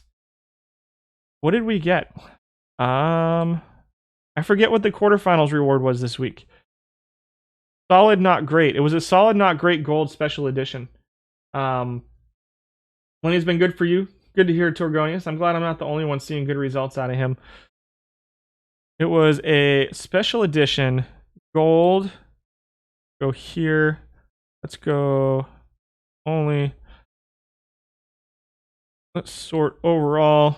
Who was it? Wasn't Greer. It was Rowan. This was the one that we got. For quarterfinals in the Iron Warriors. Not a terrible looking card. It's not my favorite looking gold special edition. I know we're getting a little bit off track at this point, but you got Gant in the gold cap. Gant's solid, not great. Yeah, Vlad was my first one. So the first week we got Vlad. Where'd he go? He disappeared. I hope I didn't sell him. That would be hilarious. I did not sell him. He's just not on here for some reason. He's hiding. I don't know why he's not on here. Active cards, reserve cards. Everybody's here. I hope oh no, I got Tatis. I got Tatis out of the first one, not Vlad. I get them confused because both of their kids play now. So I got Tatis out of the first Iron Warriors, and then obviously we got the Strunk out of week 3, who has been... You know what? I'm not going to say how he's been because he might get sold soon. He's been a mixed bag for me. He has not been awesome for me. You want a special edition Bob Ewing? Last 10-0. So you can sell him for free. I'll take him for free. While installing the show, they give you the Dodgers versus Rays game to play. You spent the last 20 minutes beating the Rays. Nice, Skep. I like it. Back on track. Shortstops, then coffee. I go up. There we go. Madrigal comes in at number 10. Solid bat. Okay defensively at shortstop. I like him, as a, utility second baseman / shortstop, playing 2 out of every 3 days, giving you good offense. Or as a starting second baseman. If I'm going to start Madrigal, it's going to be as a second baseman. We already talked about him to death, so I'm not going to spend too much time. Ranks 11th all time, but 4th offensively, 5th offensively this week among shortstops. Number 9 is Willie Adams. Number 1 in home runs among shortstops at just over 15. Tons of plate appearances. A lot of people right now swearing by Willie Adams. And I can see it. He's pretty good defensively. He's 7th defensively. There's not an Ozzie Smith this year that's like, you have to play this dude defensively. And I think Adames is okay here at shortstop. 302 weighted on base average is okay. It's kind of okay. The batting average and on-base percentage are pretty low, but he's pretty good defensively too. So what are we getting out of him all time? We're seeing a 241, 313, still pretty low there, but a little bit of power, pretty good OPS, and a decent weighted on-base average for him too, to go along with not negative base running.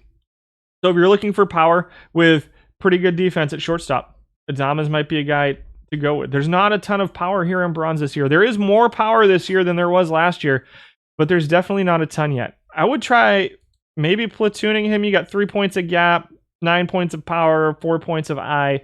Probably going to get better results if you can platoon him. But he can start every day too for Adames. Number 8, Wally Gerber comes in at number 8. This is a guy I'm giving a try right now. Grades 8th defensively. Right now, grading 6th offensively. All-time grades 9th offensively. So I don't love him. I'm not set on Gerber just yet. I picked him up yesterday on a whim. He was like 400 points.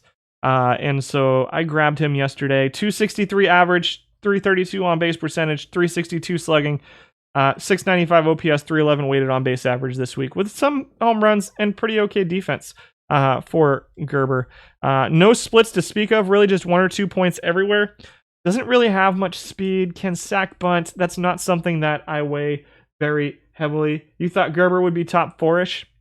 I think I'm just seeing mixed results from him, in all honesty. So he's 9th in weighted on base average, doesn't really run, so he's not adding the speed value to it, doesn't really hit home runs, so he's not adding the home run value to it. He's just kind of a solid on-base guy who plays solid defense. Well-rounded is what I would call Wally Gerber. He's not going to give you a negative anywhere, but he's not really lighting the world on fire right now either. I do like this card. I want it to be really good. It's just one of those kind of middle top 10 guys. I think it's a firm top 10, kind of top 6, top 7 shortstop right now. Just solid on-base percentage defense, which isn't terrible, I guess. Yeah, and so again, these are all like numbers. I don't go through and adjust ratings based off of like, I think this guy's better. I literally go by numbers. I used to do adjustments, but then the stream got really big and I don't have time for that. When I was just doing like a top 5 list for everything.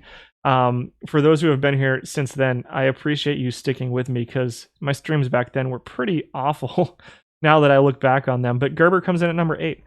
7 is Urias.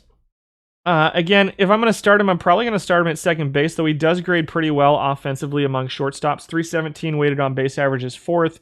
Okay average, top half in on base percentage, slugging, OPS, and weighted on base average. Again, top 5. Similar to what he was at second base, he's just going to be a more effective second baseman than a shortstop. Or even like a utility guy at second base and shortstop for Urias, I think is kind of what we were thinking for him. Number 6 is Rick Burleson. So, interesting. 61 shortstop rating, grades out 10th defensively at shortstop, grades out 3rd offensively right now. 291 batting average is number 1 among all of our qualifying shortstops. 329 on base percentage, slugging, OPS, and weighted on base average at 394, 723, and 318 are all number 2. He's not great defensively. It's a little bit different than last year's Burleson card that I think got a lot of value out of being a good defensive player. This year, he's not that great defensively. He's more of an offensive card. Does rank number 1 in slugging, OPS, and number 2 in weighted on base average all time among shortstops. Small sample size, so keep that in mind. Not sold on Rick Burleson. Most of those plate appearances are probably UNC Fanatic 4s, so that's entirely possible. I am not currently running Rick Burleson, but it looks like if these are yours, you're probably getting pretty decent results out of him. And so looking at not necessarily a platoon. The splits are 11 points a gap, but 12 points of avoid Ks versus righties. He's going to get on base against righties. He'll hit doubles against lefties, but not be on base very much. So I would consider a platoon if I was playing him, but I don't think he necessarily has to be. You missed the Renteria with a 4 defense. Nice. Number 5. This is where I have to admit that I may have been a little off on Vizcaíno last week. I really liked this card when we saw it last week. I was really excited about it. I got some wins with Vizcaíno in my lineup. I don't think he's bad. I'm not going to come in here and say I think he's bad. I got really excited about him, and I think my excited was over-warranted. I don't think that he's quite living up to what I expected out of him last week. So I apologize for touting Vizcaíno. The whole auction house was excited. I did blow it up. I did not mean to do that. Like, I felt pretty guilty about what happened to Vizcaíno's card last week. Especially when his performance started being a little bit more pedestrian.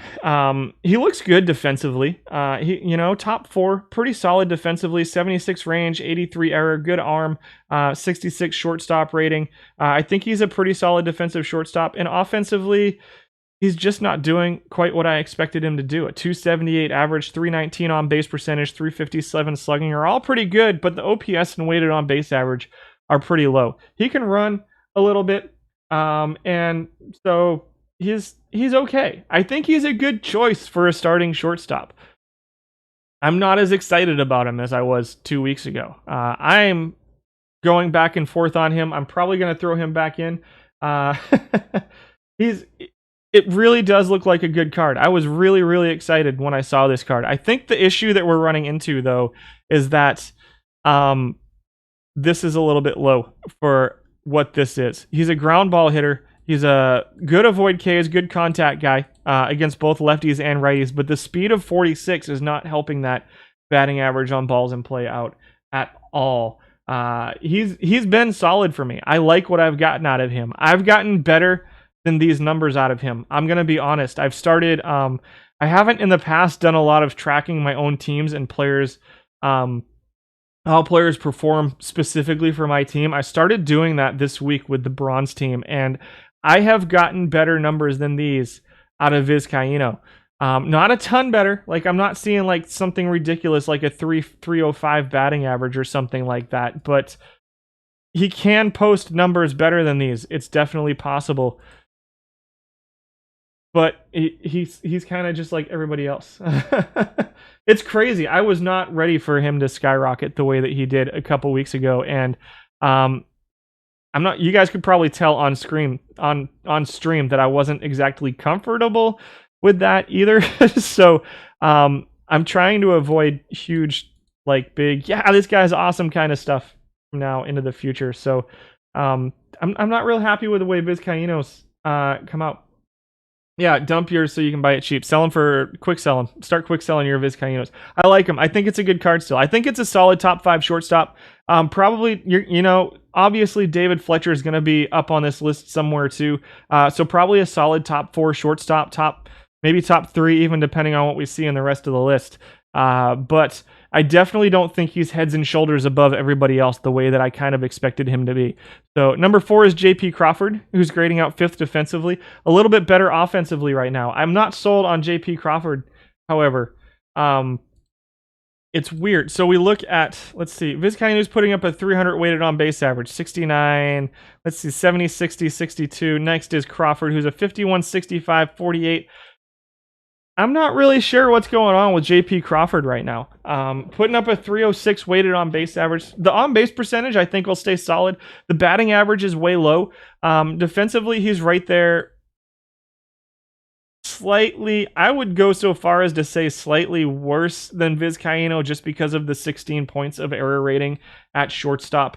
But they're very comparable defensively at shortstop, kind of right there with each other. The error rating is a pretty big one for me at shortstop, though. And let's see, in the arm, you got 2 points of arm there, and the turn double play on Crawford is a little bit higher. He's going to hit doubles. He's going to walk, so he's going to have a decent on-base percentage and okay slugging percentage. The OPS is going to be pretty good because of that. So he's 7th among shortstops in OPS, 5th defensively. Crawford kind of is what he is. I'm not necessarily sold on this one being great either. Who's the best defense if not him? I think it's Fletcher. We'll see. We'll figure it out. Crawford's your shortstop at the moment. You still give better investment advice than Jim Cramer. Good to know. I don't know who Jim Cramer is. What happens to cards I quick sell? No, they just go away. They're lost to the internet ether forever. It might be the only thing on the internet that gets erased when you quick sell cards and out of the park. Everything else stays forever, except for the perfect team cards that you quick sell.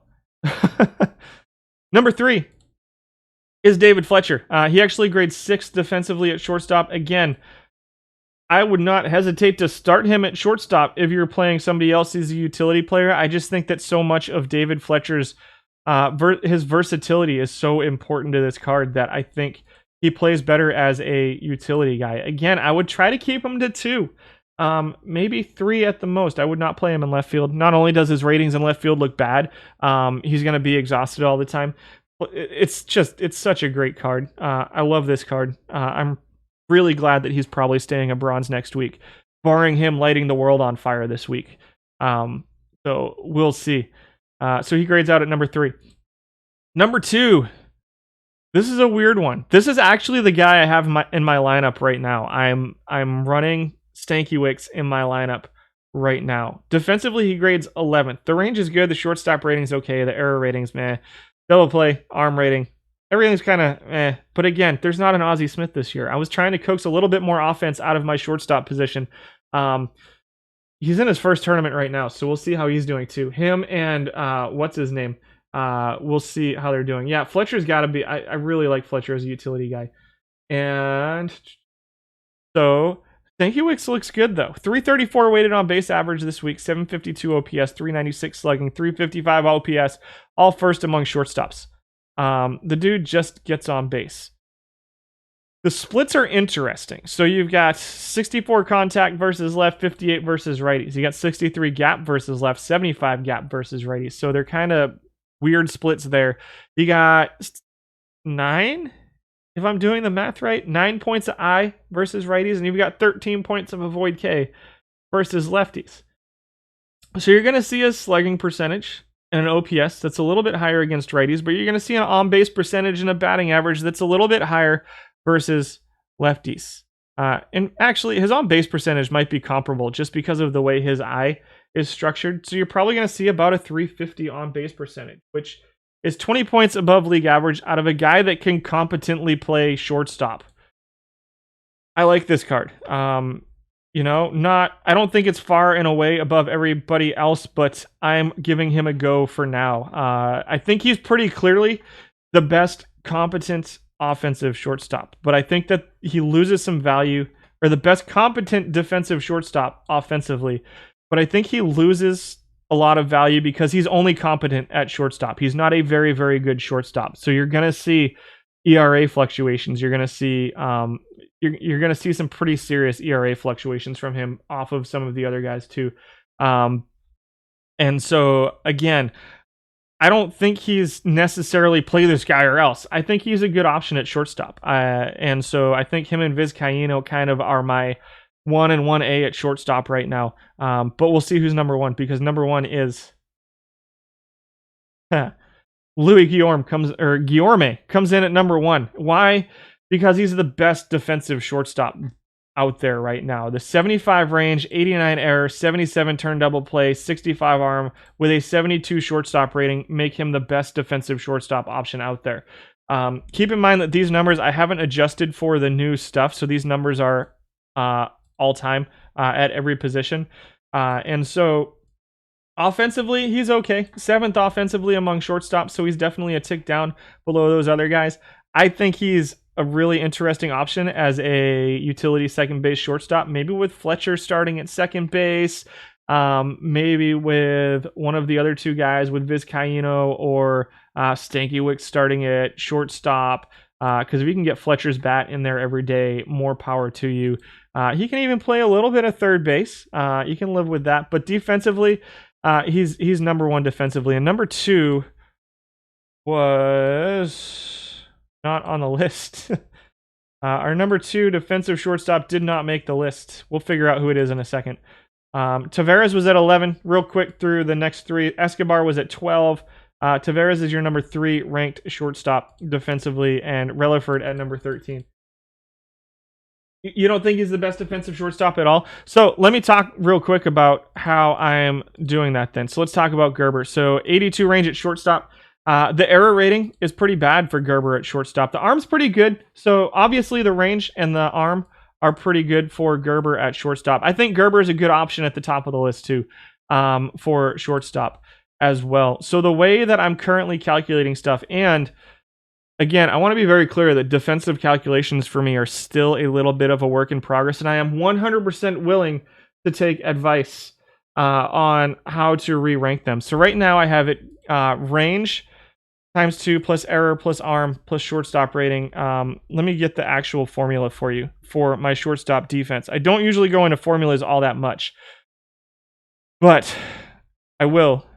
Let's see. This is in a chart, so I have to bring up the thing here and go formula bar. So right now, my defensive rating, positional rating is range times 2.25 plus error times 1.75 plus arm times 1.5 plus turn double play times 1.25 plus shortstop rating times 2 divided by 25, which gives us anywhere from right now it's a 20 to a 26. So it's only 6 points in there.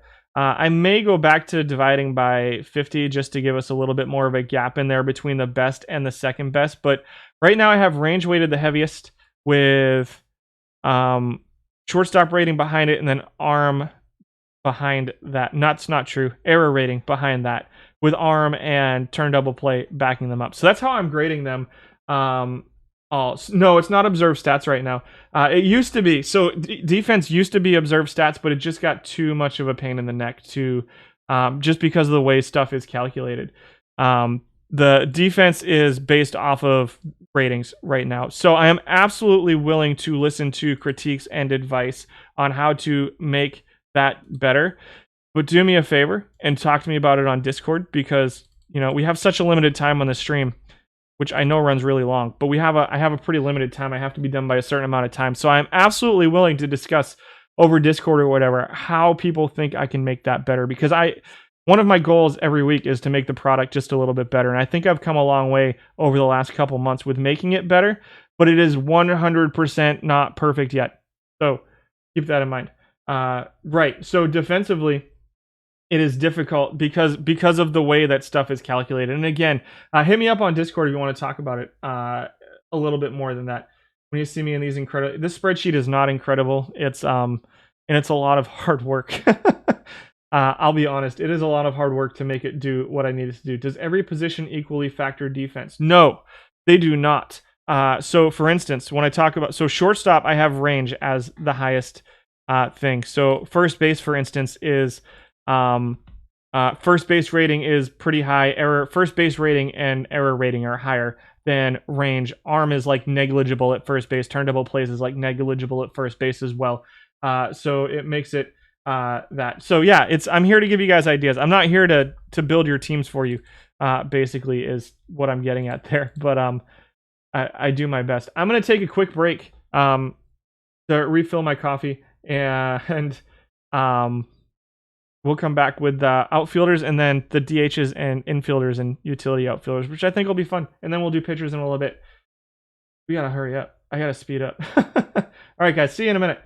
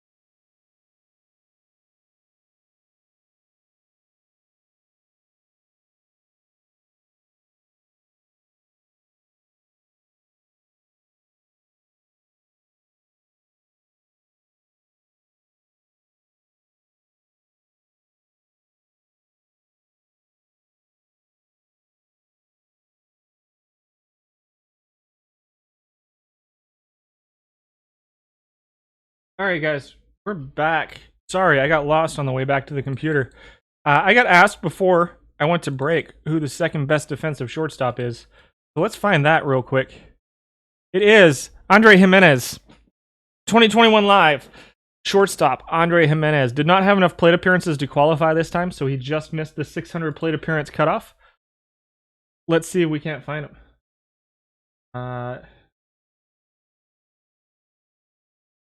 Yes. Do not have just one super sub in tournament play.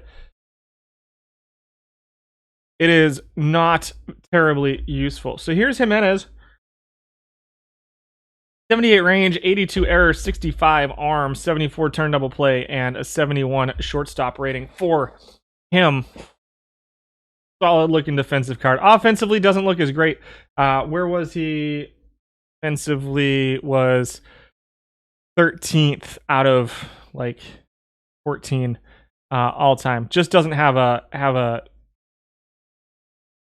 rating here because he didn't make it into the current data set. Had less than 600 plate appearances. So that's your number 2 shortstop. You think you found 3 Negro League cards all through 21? Yeah. All of your subs are super. That's good. I like mine with turkey and salami and some pepper jack cheese. Mayo, mustard, pickles. Pretty solid. Left fielders. We had a billion D qualifying left fielders. There are so many people in bronze right now that can play left field. We have a tie. That's really annoying. We'll figure out who that is as we go through. Lee McGee comes in at number 10. They just provide moral support for the real team on rest days. Nice. Lee McGee comes in at number 10 out of 29 qualifying left fielders this round, this week. 46 all-time left field qualifiers. So, that's a lot of players. Your guy's probably not on the list. I'm going to guess the guy that you want, that's you, I'm talking to you, may or may not be in the top 10. Because there are a lot of left fielders to choose from right now. Lee McGee came in at number 10. He is your 4th most used all-time, 3rd most used this time. Offensively, 323 weighted on base average, 727 OPS, 397 slugging, some home runs, some base running, 50 steals, has him 4th, doesn't really strike out, 330 on base percentage. All-time, you're looking at a guy who's number 10 all-time. 328 weighted on base average all-time, 335 on base percentage, 53 steals. That's what you're going to get with McGee. Defensively, he grades out 28th out of 46. So he's okay defensively. Left field's a position where defense isn't super duper important. It's weighted not as heavy as other positions. He's a decent left fielder. He's a guy who can play left field. He's a guy who can hit. He's pretty good all around. He does just about everything you ask of him. He's a little lower on this list than I really expected to see him. I think he's a good option in left field. You pulled him into your starter packs? Nice. You're using Case? Number 2D at shortstop was Andre Jimenez. We brought him up as we were coming back. And we actually brought his card up. So there is Andre Jimenez's card right there. Number 2 defensive shortstop in bronze right now. Case is worth moving to right field DH for McGee. McGee looks pretty good. I like this card in left field. I might even plug him in as the guy that I want to play here now that we're looking a little bit more deeply at him. I go through the list pretty quickly when I'm trying to build a team the night before, and I think I'm actually going to just do that right now. I don't know if I have him yet. Number 9, unless we see somebody else that's crazy, Austin Slater. What can I say about Austin Slater? Austin Slater is currently my backup / utility something or other. He's playing on my team right now as a backup. He's a pretty solid bat so far, especially against left-handed pitching. 336 weighted on base average. It looks like he's one of the guys who's tied here at 5th and 6th with 13,045 plate appearances. OPS, it's actually gone down. Where is he on here? Why isn't he on here? None of that makes any sense. Something got messed up in my meta, so I will have to look at that in a little bit, but not right now. I know what it is. right off the top of my head. I know exactly what it is right off the top of my head, and I'll fix that for next week. 261 batting average for Slater is 23rd out of 46 all time. So solidly in the top half, but a top 10 on base percentage, 18th in slugging, top 10 in OPS, top 5 in weighted on base average all time. To go along with, top half in home runs, top half in steals. So good power, good base running for Austin Slater, as well as the ability to play 100 different positions. He right now is my backup right fielder, and sadly, my backup center fielder. He does not get to play in center field very often, and we'll talk about why he's in those positions here in a little bit. He could be my backup left fielder. I run a platoon in left field right now, but that may change pretty soon if I go to Lee McGee. Slates is a solid utility outfielder. I don't know that he's good enough to start at any one of these positions, just because he's not exceptional at necessarily anything, but he's a pretty solid utility outfielder. Not necessarily a utility infielder, though. The first base stuff,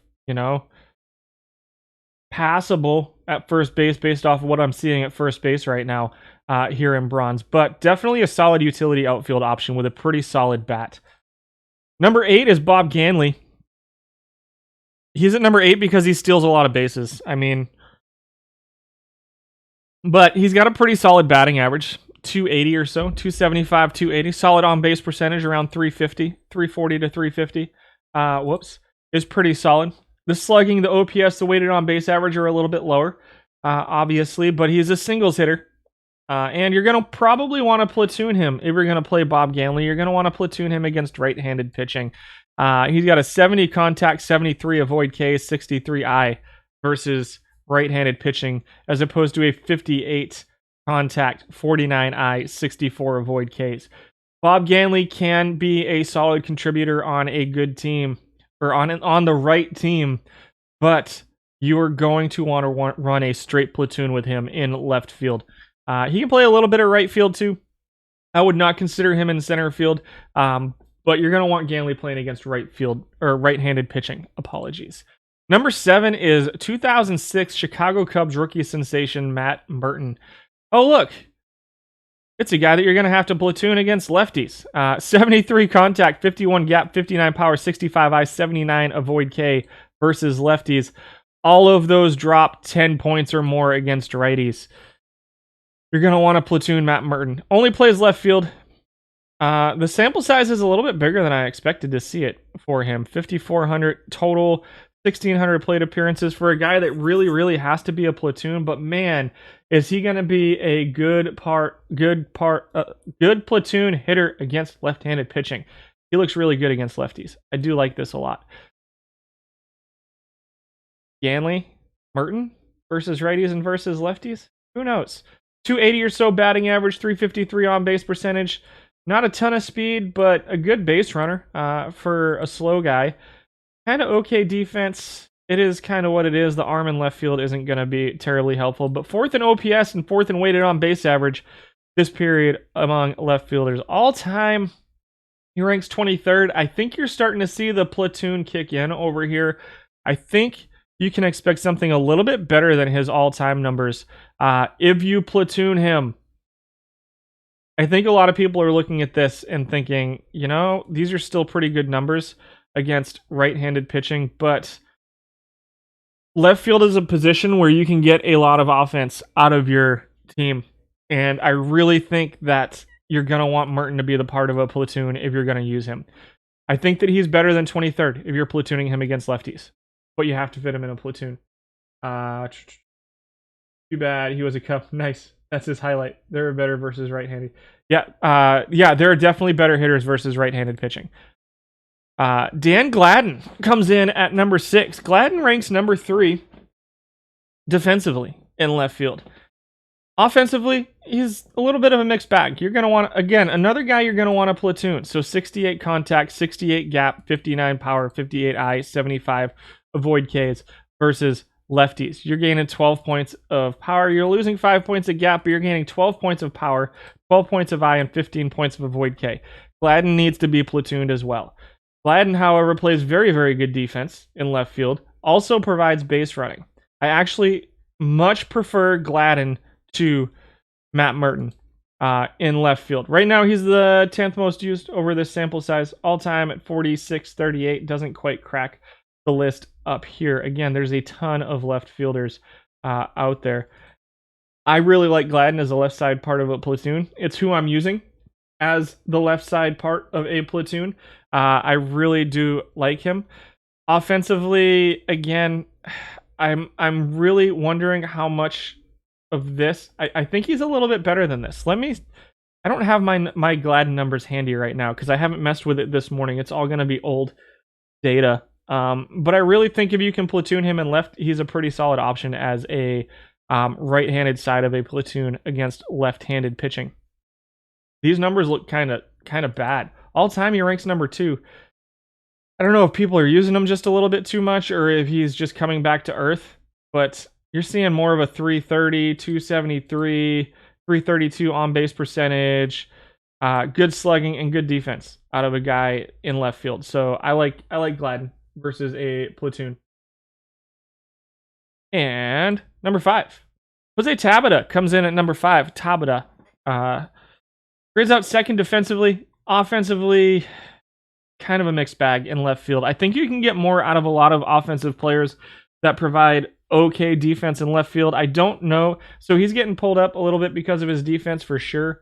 Here he is second defensively. I don't think you're going to get too much out of him offensively. You're looking at a 260 average, a 315 weighted on base average.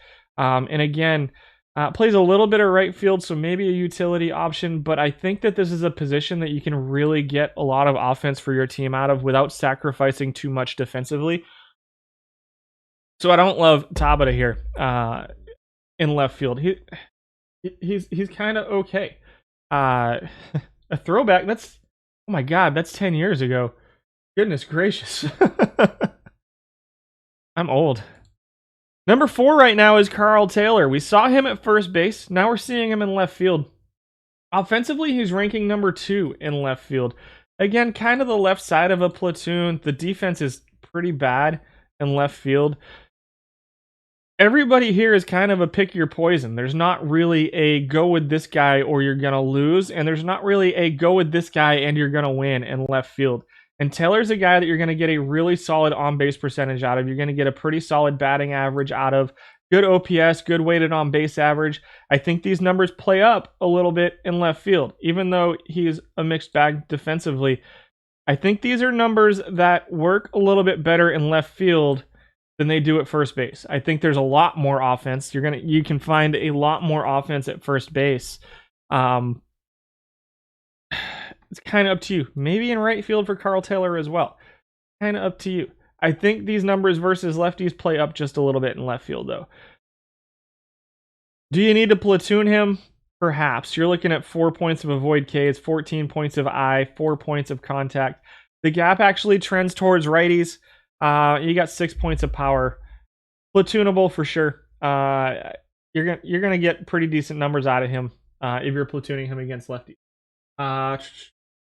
We all are. Yeah, we're all getting old. You feel like Case is a go with this guy. Perhaps George Case as a right-handed side of a platoon. We'll see where Case is.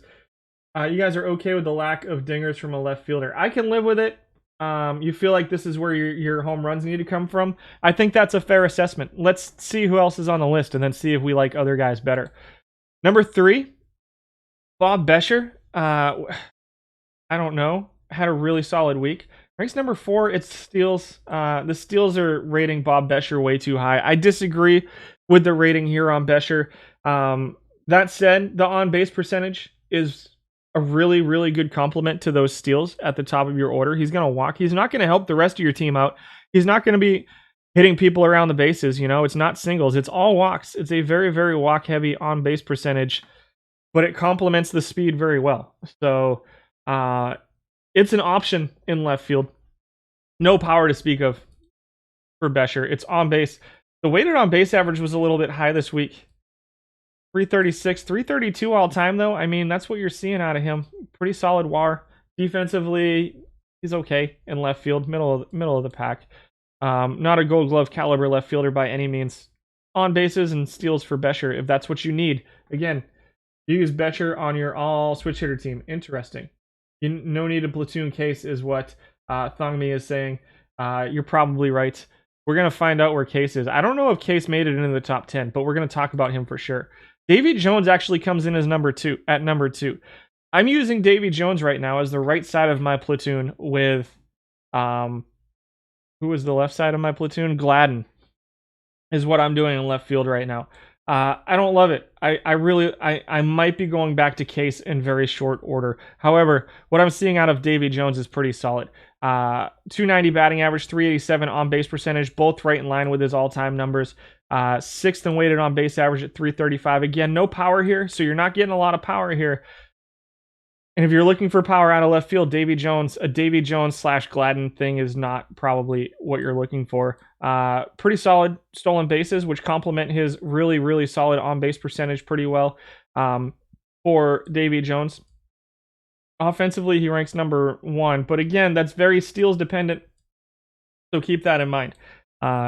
You're going to get good numbers out of Davy Jones. I like him in left field. He does score. Number 1...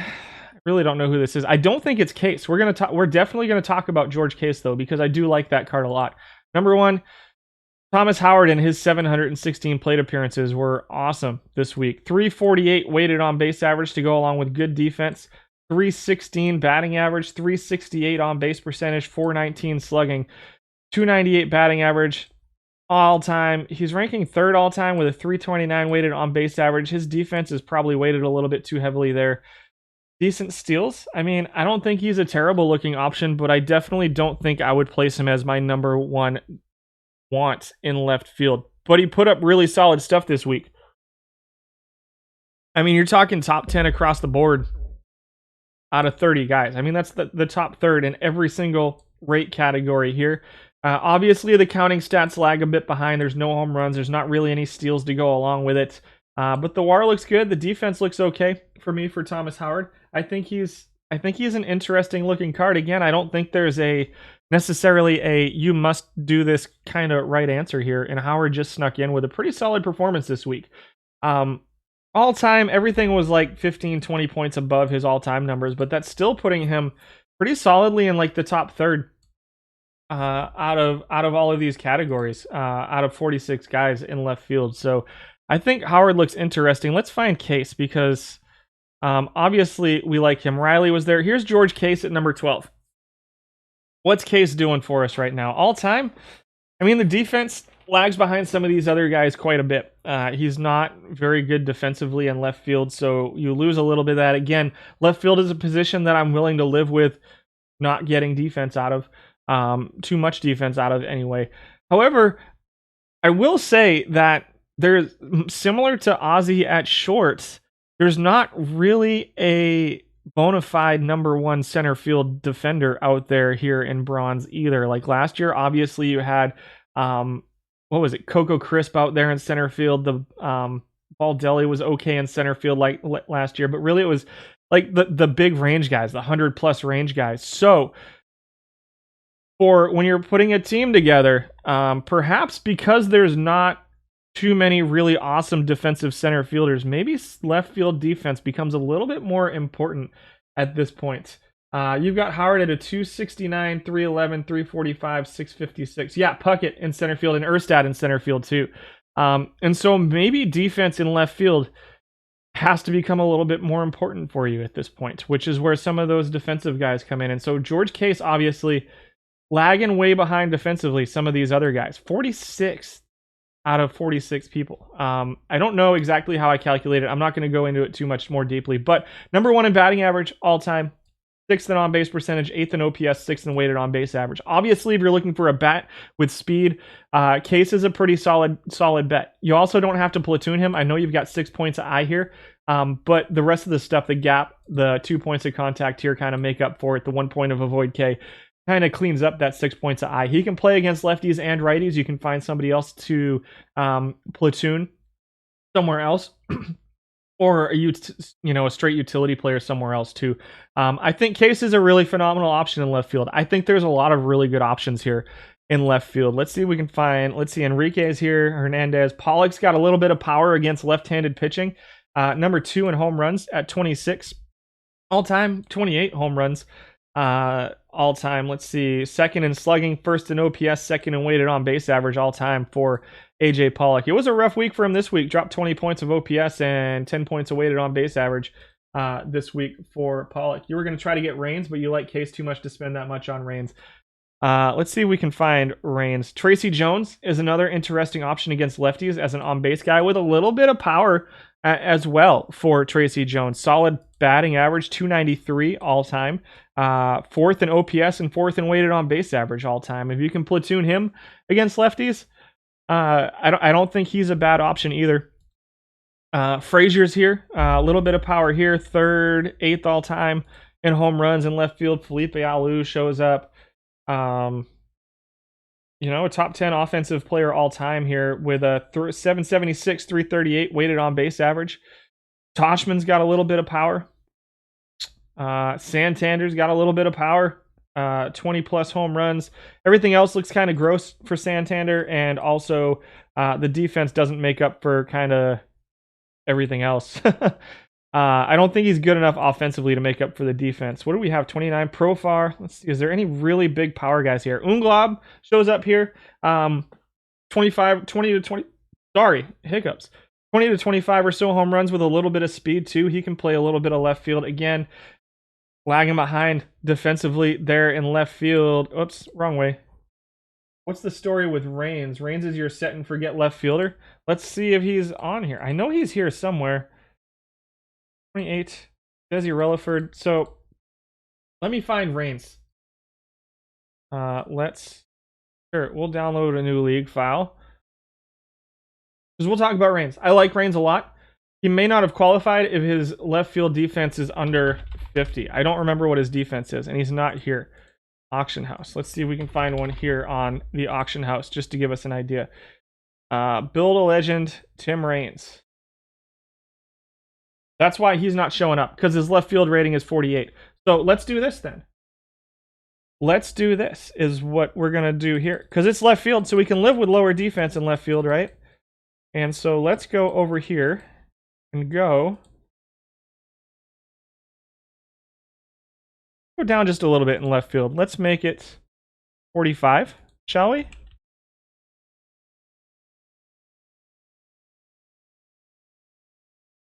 And then let's fix that over here as well.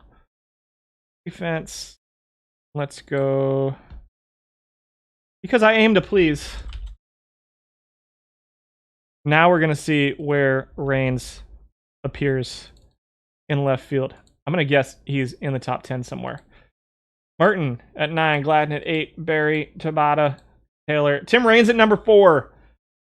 He comes in at number 4 now, with us lowering our left field rating to 45. Batting average around the mid 280s. On base percentage 375, 380, slugging over 400.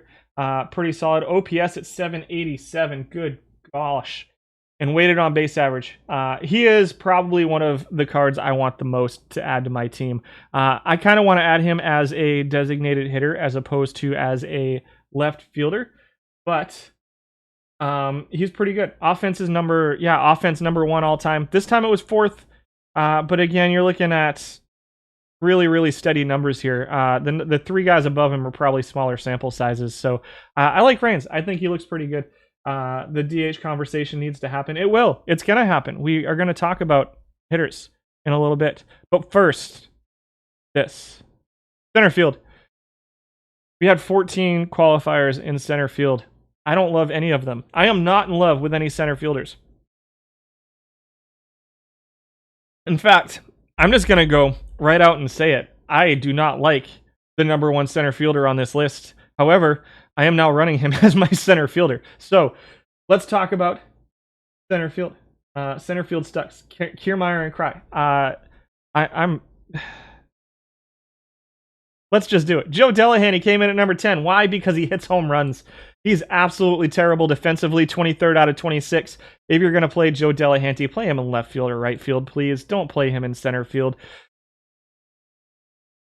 He does hit home runs, 20 plus, possibly 25.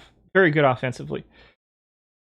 Victor Reyes comes in at number 9. He's your 7th best defensive center fielder, based off of range, arm, error, center field rating. And he's good with on-base percentage, I guess. Kind of offense, he's pretty bad. Really bad offensively for Victor Reyes. He comes in at number 9. We're going to breeze through these guys just a little bit because there's really not a lot here. Bill O'Hara comes in at number 8. He's 25th out of 26 defensively, but he's going to give you a pretty decent on-base percentage at 345. Decent batting average around 350, top 10-ish, I guess. He's not great. He'll run. He runs really fast, does Bill O'Hara. Pick your poison. You took my idea about Hernandez and have kind of platooned him and Kiermaier. Interesting. Number 7 is Enrique Hernandez. I mean, he hits home runs. He kind of runs okay. He can bunt. He's got a decent on-base percentage. Slugging percentage is pretty good. I mean, what are you going to do?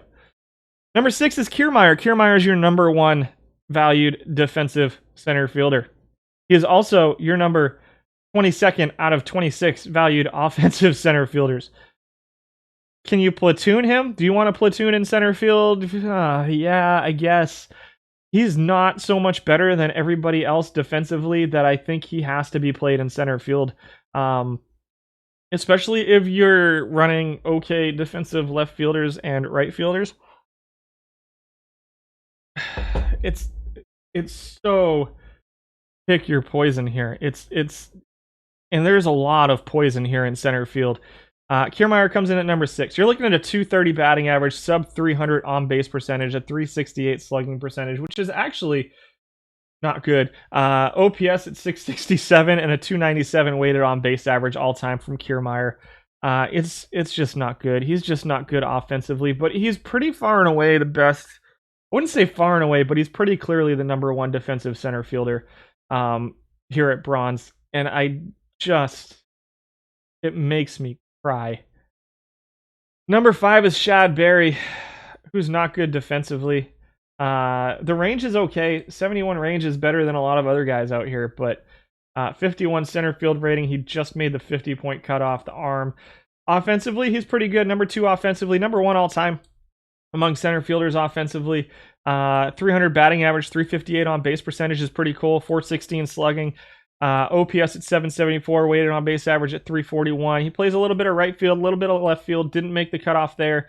Didn't quite make the cutoff at first base. The reason he's here in center field is because he's got a 50 center field rating, but I actually think he could play as a left fielder, perhaps. We like Reigns there right now. Maybe as a right fielder, 52 arm. I mean, the bat looks pretty solid for Shad Berry. I just don't know that I play him in center field. I think that's a tough call. But a 341 weighted on base average is nothing to sneeze at. Nor is a 774 OPS or a 300 plus batting average. There's very few players who have a 300 plus batting average here in Bronze. So he may be a guy you want to fit into your lineup somewhere. Number 4. Here's the guy a lot of people swear by. That's not Kiermaier. Is Joe Birmingham. He's good. Top 10 defensively out of 26 guys, so he's not bad defensively. Offensively, not too much of a platoon. He's pretty good offensively. A good batting average, almost 300 batting average. The on base percentage is a little bit lower because he's not going to walk much. It's a very base hit driven batting average. Home runs, top half among center fielders in home runs, which is going to lead to the doubles. The singles are going to lead to a pretty good slugging percentage. I like Joe Birmingham. I think he's a pretty good choice. You can play him against both lefties and righties. It's no more than 3 points of a split in any one category. And he's got pretty good speed and the ability to hit or to bunt and to bunt for a hit with okay defense in center field as well. Not bad. Stop spoiling stuff, Ronell. Stop spoiling stuff. We're getting to it. Number 3 is Rocco Baldelli. Number 6 defensively, offensively, a little bit of a mixed bag. I've been running a little bit with a Baldelli Kiermaier platoon. Obviously, Kiermaier is a little bit better versus righties, while Baldelli is a little bit better versus lefties. But both of them still kind of aren't great offensively, even versus their strong side of their platoon. It's So it kind of is what it is. I think Baldelli is a little better versus lefties than Kiermaier is versus righties. It just kind of is what it is. You're going to get like a 311 weighted on base average out of him, just below 4 slugging percentage. So right around league average in slugging percentage, 279 batting average. I think Baldelli is a little bit better offensively than Kiermaier, obviously, but not going to do too well against righties. He's at number 3. Number 2. We're using Baldelli and Biggio. I don't think I have enough plate appearances on Biggio. We're going to see if we can find him. Number 2 is Kyle Lewis. What can I say? This card is an absolute monstrous iron card. In iron, I would say if you're not playing Kyle Lewis in center field in iron right now, then you're probably doing it wrong. But we're talking bronze now. How does he stack up against bronze? Well, he's 3rd ranked defensively with the 81 range, the 71 center field rating, a good arm, a good error rating. He's pretty darn good defensively. Definitely a step below Kiermaier, for sure. But 20 home runs. He's hitting 20 home runs here in bronze. He's hitting a 329 on base percentage with his eye and his contact. I've started running him last night just to see how it works. It's an experiment. I'm not going to tell you to go put Kyle Lewis in your lineup, but I'm going to tell you that the 59 rated Kyle Lewis can play a little bit here in bronze and play pretty good defense and has a semi-okay bat. Obviously, the numbers this week were a little bit better than his numbers from before. We're looking at 2 points of on-base percentage, so you're looking at a 330 on-base percentage from him, which is right around league average with pretty good defense in center field. Do I have enough data for Dubon? I'm not sure yet. We'll check. You're using Baldelli and Biggio. You think center field is one of the positions you can afford to punt the bat in favor of a glove. I agree with you, Fire Red. I would rather platoon one of the corners and get max bat as well. I think Kyle Lewis, we'll see what he does this week. I don't know if he's going to get adjusted because he's only going to get about 4 games. He's been hurt. And he's only going to get about 4 games between now and next Monday, which is when the switch is supposed to happen. So we'll see. I have a feeling you're going to... I don't know what to expect out of him this year. I did not expect to see him as a 59 rated card coming into the set this season. I think his year last year was kind of crazy, and they're relying a lot on projections. He had a really good year last year, and I'm hoping for a really good year from him this year. But I don't know if he's going to get enough to adjust anything yet. So we'll see. He is an iron monster. Hopefully the 20th of the rookie year hits 20 bombs in the first month and drops off the face of the earth again. Maybe. So we could see him adjust up. You wonder if Mike Cameron will be in here. He'll probably be bronze or so once the second. I agree. I think he's probably going to go up to at least a bronze eventually. I just don't know if it's going to be next week. With all the trashes out there, it's an easy position to stick a glove. I agree. You platoon, Bill the Legend Cameron, and Kiermaier. Let's see who number 1 is. I don't remember off the top of my head who number 1 is. I think we're all going to be very disappointed by it, though. Why? Thomas Howard? We're going to ignore Thomas Howard. We talked about him in left field. He does grade out 8th defensively in center field. So, I mean, it's interesting to see Howard up here. Let's check the other guys. We talked about him at length at left field, so I'm not going to talk about him too much here. Mike Cameron dropped in at number 11. He is 11th offensively, all-time ranking 25th. It's not looking great for Mike Cameron right now in center field at bronze. I'm not going to lie. A 302 weighted on base average is kind of sad. 224 batting average is not very good. On base percentage at 302, 378 slugging for Cameron. Are people seeing other stuff, better stuff than this, than Mike Cameron?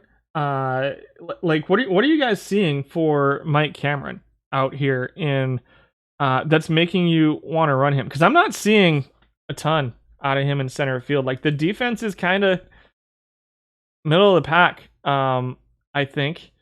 And the bat isn't that much better than, say, a Baldelli. Let's compare him to Baldelli, who is here. So we're seeing a 318 weighted on base average from him with a 406 or so slugging, high threes, 311. And at 11, we're seeing 302 with the 378 slugging, 382, 307. I mean, I don't like it. I can't see the love for Mike Cameron right now.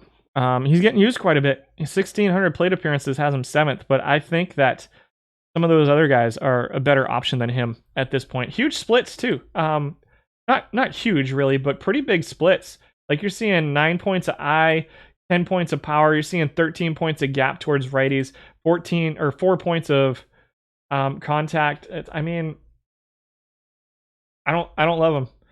I don't love him. Michael Taylor comes in at number 12 simply because he's pretty good defensively, really bad offensively. Denny Hawking comes in at 13. This is actually the only position he qualifies for based off of his ratings. 305 weighted on base average. Plays a whole bunch of positions. We might see him on the utility list. And number 14 was Maurice Archdeacon playing some center field. 25th out of 26 defensively. 302 weighted on base average. Those are your 14 qualifiers for the past week. Let's find Dubon and see what we have on him.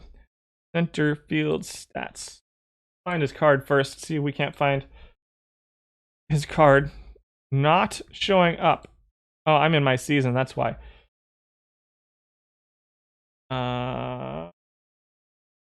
See if he's on here anywhere. What's his defensive rating in center field? Because that might be where we're... Man, the bronze team's still playing. Maybe I shouldn't have bought perfect points today.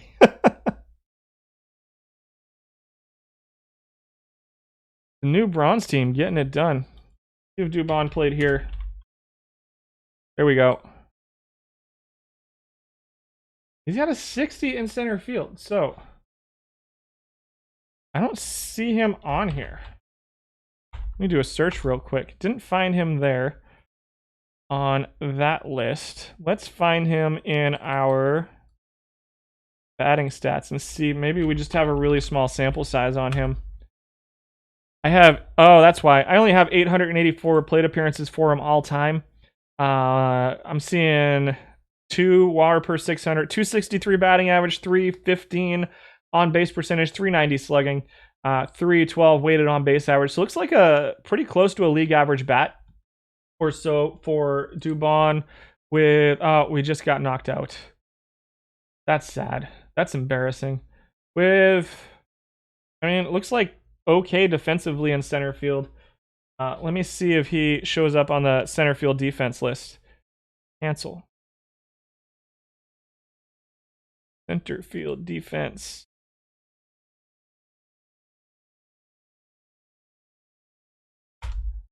Dubon shows a 19, which is higher end. Can't really sort by that. 19 is, top 15 maybe. 2, 4, 6, 8. Top 10 defensively in center field for Dubon. Based off of what I'm seeing. So he looks like an interesting option as a center fielder. Just didn't have enough plate appearances for him to qualify here in center field. He does look interesting. He looks like a card that could play a little bit.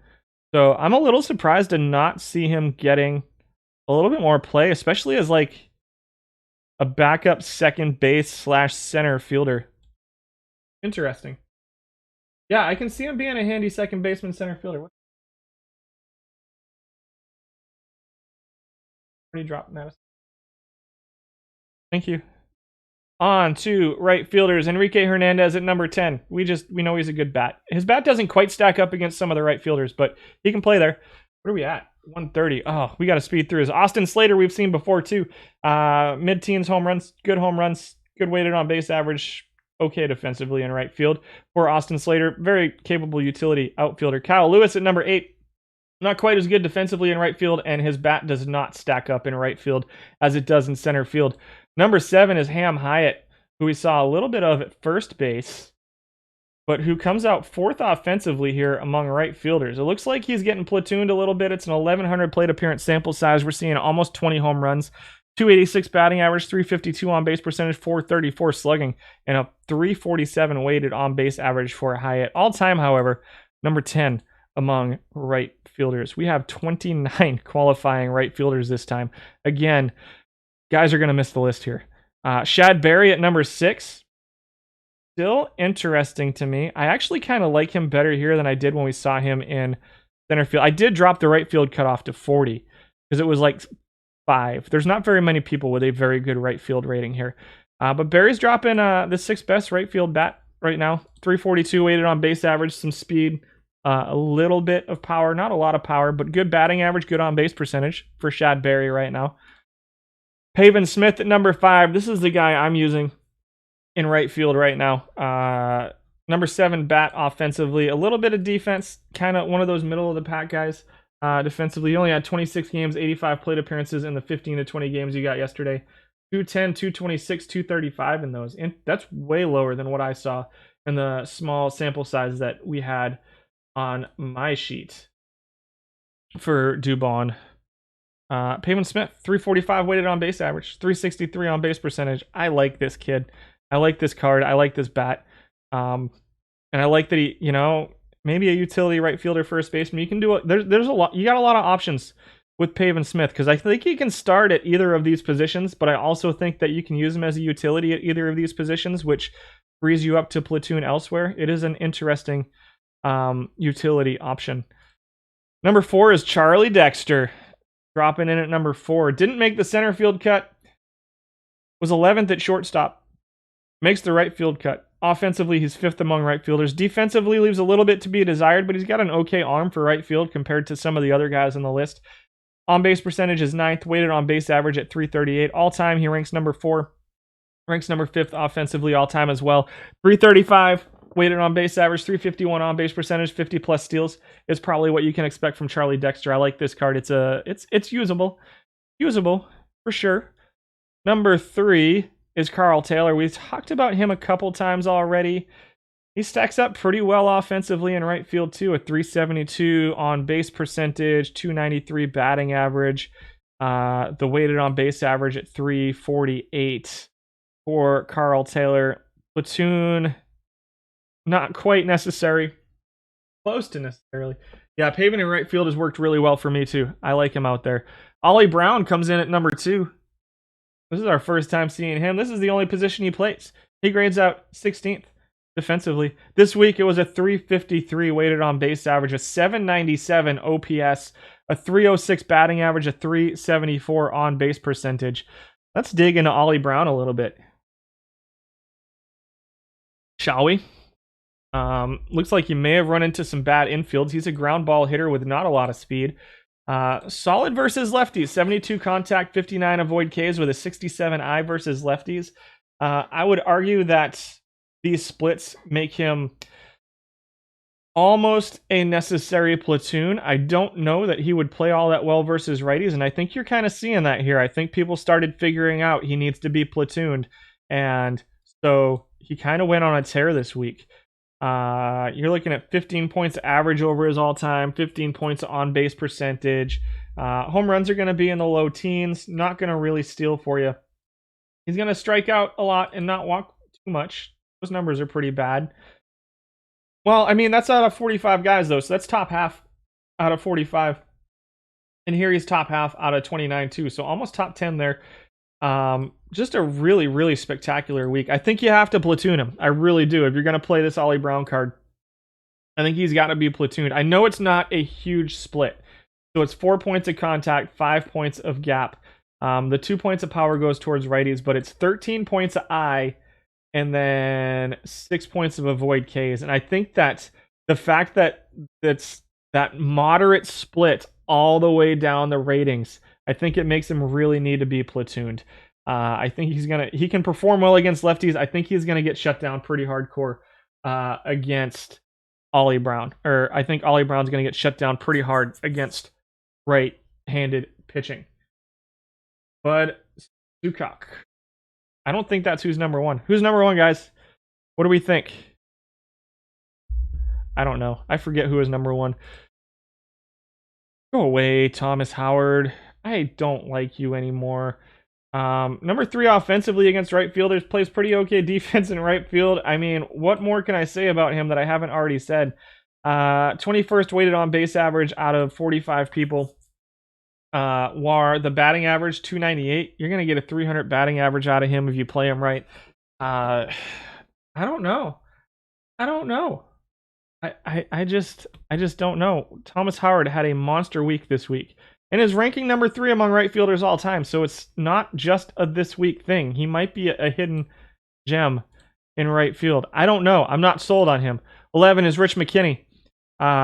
This is a solid looking bat to me. Does have splits versus lefties. If you can platoon him versus lefties, he will probably mash for you. He does grade 8th offensively among right fielders, but is like really, really bad defensively in right field. So you're going to have to live with that. But 285-ish batting average, 350 or so on base percentage, 420 slugging, 770 plus OPS, which is really solid, 340 plus weighted on base average. This is a solid bat, especially if you can find a way to platoon him.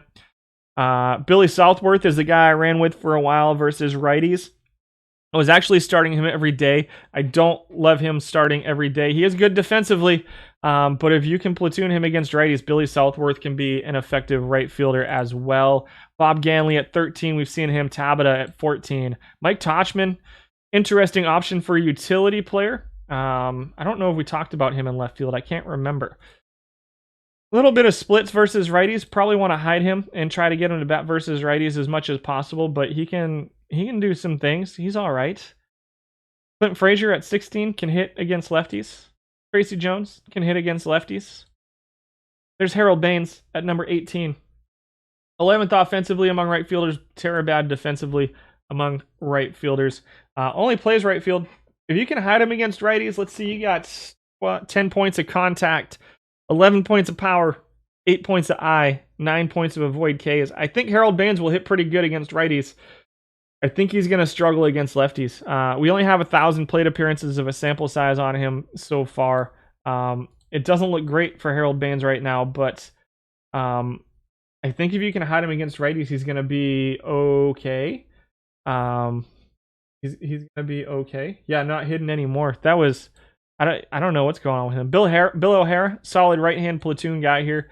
Good base running skills for O'Hara. Anthony Santander, Bob Nglob, Joe Delahanty, Randy Moore, Victor Reyes, Denny Hawking, Adam Frazier, Michael Taylor, Waddy Lee, and Desi Relaford round out your 29. So take a look at Bud Sukak if I can. Let's see if I can find him. Right field. We can find him in the game real quick. Souch. Here he is.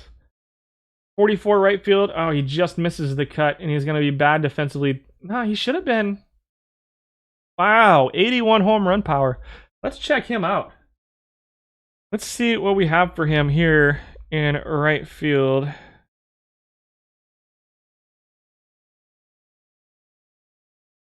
I have 1,800 plate appearances against him all time. Offensively, he ranks 23rd. Defensively, he's bad.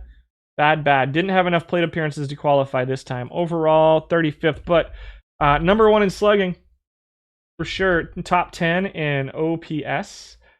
He's a guy that gets hurt a little bit. You know, I'm going to be honest. If this was last week, he's probably higher on the list. When I was doing the list today, number 1 in home runs, 31. One of very few guys with 31 or more home runs per 600 plate appearances that I've seen. So when I was doing the rankings this week, I've been adjusting my calculations a little bit over the last couple of weeks, trying to refine stuff a little bit more. And I really felt like weighted on base average and slugging were duplicating each other a little bit. And I think he's probably top 10 if I add slugging back in there. That is an enormous slugging percentage. Who's number 2? That's 20 points above number 2 in right field in slugging percentage for Bud Sukak. Crazy. And he plays third base. That is a really seriously good looking platoon card. I'm going to plug him into the spreadsheet and say I want him to be on there somewhere. I'm not sure where. I haven't been messing around with this too much, but I want to make sure I add him as a guy that I want to get on the team. He's a good looking card. I like that. Hitters. So we're just going to do top 25 hitters overall. In fact, I'm going to go so far as to make that adjustment right now while you guys are watching. I'm going to add slugging percentage back in to the batting stats real quick. because I think it probably needs to be in there. Let's go analyze field items, calculated field. We're going to adjust Q. We're going to add, roll down to wherever it may be. Plugging. Okay.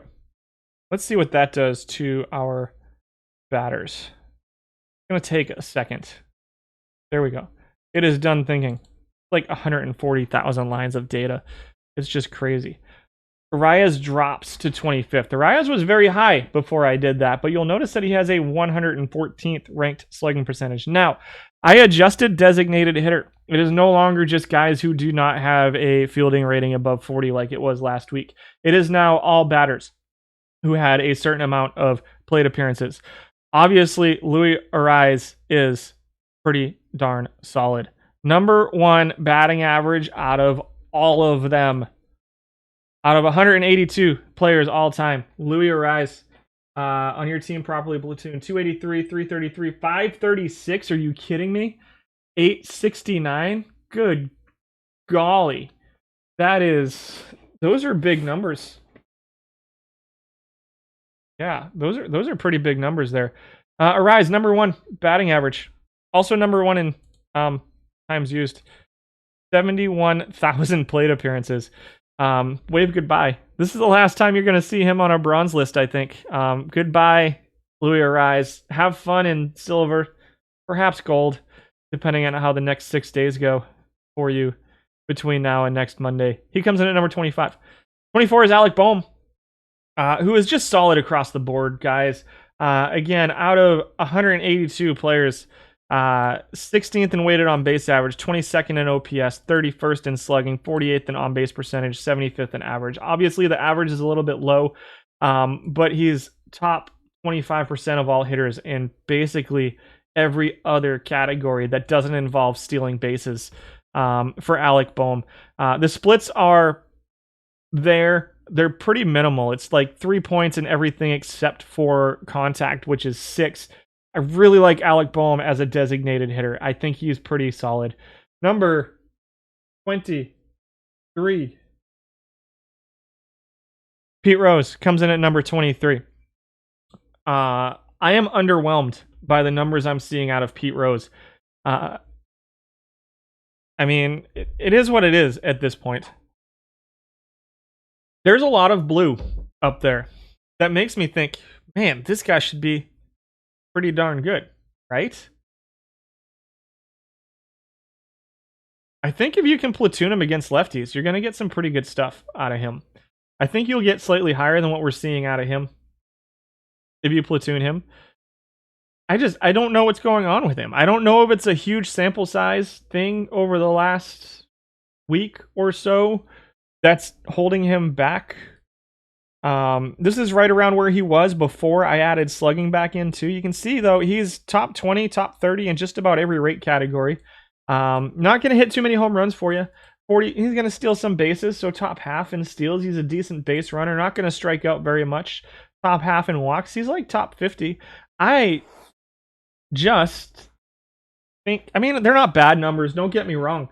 They're not bad numbers for Pete Rose. I think he's a solid top 25 hitter. I don't think he's the guy that everybody wanted him to be. I think when people saw this card, they were like, oh, all of a sudden, that's the best hitter in bronze. And I don't think it's played out that way, and I'm not sure exactly why, because the ratings look like they should be better than the numbers I'm getting here. You're getting a 293, 348, 423. That's right in line with what I'm seeing, too, in your 15 to 20 tourneys uploaded from yesterday. Yeah, I mean, that's what we're seeing out of Pete Rose, and so it's good, not great. I mean, it's not what I think a lot of people expected it to take over as the bronze hitter card. And let's be honest, he's useless defensively. Like, that's a third baseman that I don't even want to play at third base. And you guys know how I feel about third base. So he's got to be a designated hitter. And if these numbers just, I mean, I want a little bit more out of my designated hitter. Now, keep in mind, I just said Alec Boehm is great, so I may be talking out of places that, you know, people aren't supposed to talk out of. But I do like Alec Boehm as a designated hitter here in as a designated. I like both. I think he's playable. I don't think he's unplayable. You have 349 weighted on base average, about 10 points higher than what I'm seeing, so not outlandishly different. What's up, Nick? Platooning DH is more useful for you. Yeah, I can see it. I think that if you platoon him against lefties, then I think you're going to get some good numbers out of him. Maybe a little bit higher than these. But all time, this is what we're seeing. I mean, it's good, not great, is what I'm seeing out of Pete Rose. Tito Fuentes shows up here. That doesn't even make any sense. What? Why are you here? Oh, because you put up a 340 weighted on base average this week in 600 plate appearances, a 302 batting average, a 350 on base percentage, 26 slugging. So I'm ranking them based off of, they're ranked off of the last week. So we were talking about Rose and we were talking about all-time stuff, basically because it's a small sample size on top of that. But Tito Fuentes just put up a ridiculous week. All-time, he ranked 66th out of 182. So I don't think he's anybody's answer anywhere. 21 is George Case. 10th all-time, 21st this week with a 331 weighted on base average, just under a 300 batting average. That week from Tito Fuentes was absolutely silly. You got a 343 weighted on base average. At least Alec Boehm can back up a few spots in the field. Yeah, agreed. In the tourney you're placing right now, Rose is hitting 333 and an 872 OPS. Dang, Sam, that's crazy. Maybe you keep getting into tourneys with lefty cheese teams. Maybe. This is all personal data. These are for my tournaments. To answer your question, Nick Waddick. Case comes in 21, number 10 all time for George Case with a 301 batting average. What time? At 149. I still got to get through the pitchers. Rich McKinney at number 20, 34 all time, 340 weighted on base average all time, was 287 average, 343 weighted on base average this week with a 421 slugging. Sorry, I'm going to burn through these 20 guys pretty quickly as we go through. Number 19 is Pavon Smith. I like it. 350 weighted on base average, ranks number 6 all time for Pavon Smith. 18 is Yandy Diaz. Solid week this week with a 345 weighted on base average, 368 on base percentage all time. A little bit below that, ranks 46th all time. Austin Reilly this week was number 17 with a 346. 491 slugging percentage, was number 1 this week with 36.82 home runs per 600 for Austin Reilly. All time, however, ranks 95. Ouch. 243 batting average all time is pretty sad. 16 is Charlie Dexter, 18th all time. Right in line with his all-time numbers. 15 is Jose Martinez. Platoon him versus lefties, guys. He will mash. He ranks number 2 all-time. I'm going to assume that people knew from last year that they needed to platoon Jose Martinez because these numbers all-time are just absolutely stellar. 355 weighted on base average, 808 OPS for Jose Martinez all-time. Shad Berry, number 14. 14 all-time. Bob Bescher, number 13. 16 all-time. Very on-base percentage heavy and steals heavy batter here. Swede Ryzenberg at number 12 all time. I like this card so much, this Swede Ryzenberg card. Ham Hyatt at number 11 this week, 28th all time. Wilmer Flores at number 10 this week, 15th all time. Again, platoon him against lefties if you can. Solid hitter against lefties with pretty decent first base defense. Did Lorenzen get in anywhere? Yeah, perhaps. Davy Jones at number 9. Number 9 all time. Build a legend Tim Raines at number 8 all time. And again, this is just offensive numbers. There is no defensive value taken into account for these. He is number 8 all time for Tim Raines. 350 weighted on base average, number 2 and or this week, I'm sorry, number 3 all time for Tim Raines. 353 weighted on base average, OPS at 787. I mean, he's looking like the card we wanted Pete Rose to be, so I'm not really sure what's going on there with Pete Rose. Raines is finished. You smell a Boehming finish? I'm not. No, Boehm was 24th, right? We already did Boehm. Yeah, we already did Boehm. He was 24. I know we breezed through him a little bit. 10, 9, 8. Raines. 7 is Carl Taylor this week. 7th all time as well. Carl Taylor, solid bat. Platoon him against lefties. 6 is Thomas Howard. 5 is Yuli Guriel. Seriously. 13th all time, but man, is he mashing for me right now. 4, Ollie Brown. all-time number 4, or this week number 4, all-time number 19. Number 3, Michael Lorenzen comes in at number 3 among designated hitters this week. A 355 weighted on base average, an 804 OPS, a 282 batting average, an on-base percentage of 363, slugging of 441. That's a very small 746 plate appearance sample size. All-time, though, he ranks number 26th. In 2,100 plate appearances, he's 14th in weighted on base average, 14th in OPS, and 15th in slugging. Batting average is a little bit lower, on base percentage is a little bit lower, but he can mash. He's got some power for a starting pitcher. Number 2 is what? Are you kidding me here? Eduardo Nunez dropped a 322 batting average this week in 686 plate appearances.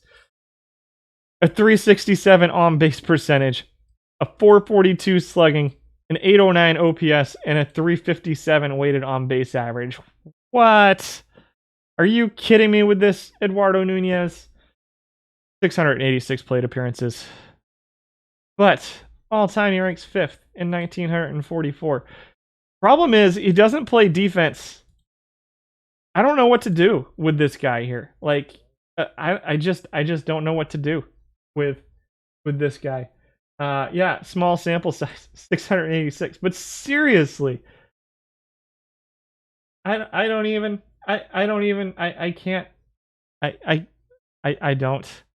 I can think of one game, Fire Red, that Eduardo Nunez contributed positively to.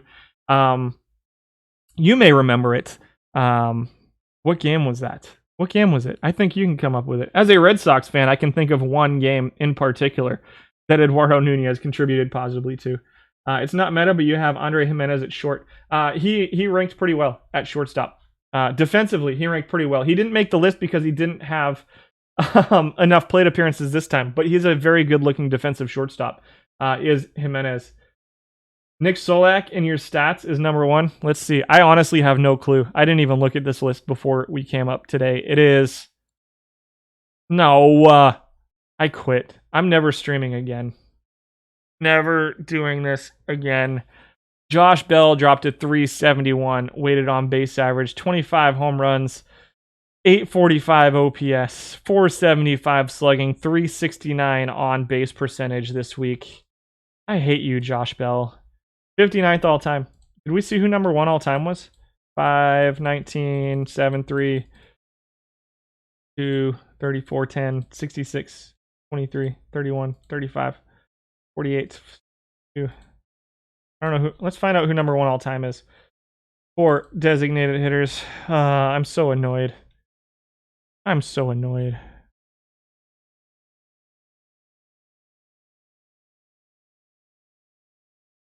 Looking for a 1 here.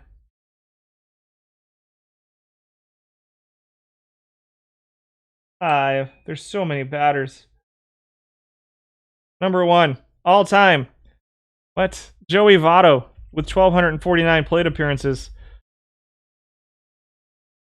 274 average, 374 on base percentage, 426 slugging, 800 OPS, 357 weighted on base average all time for Joey Votto. Again, 1,200 plate appearances. I might need to change my plate appearance cutoff for this because that was annoying. Pete Rose was 23rd. Was where Build a Legend Pete Rose was.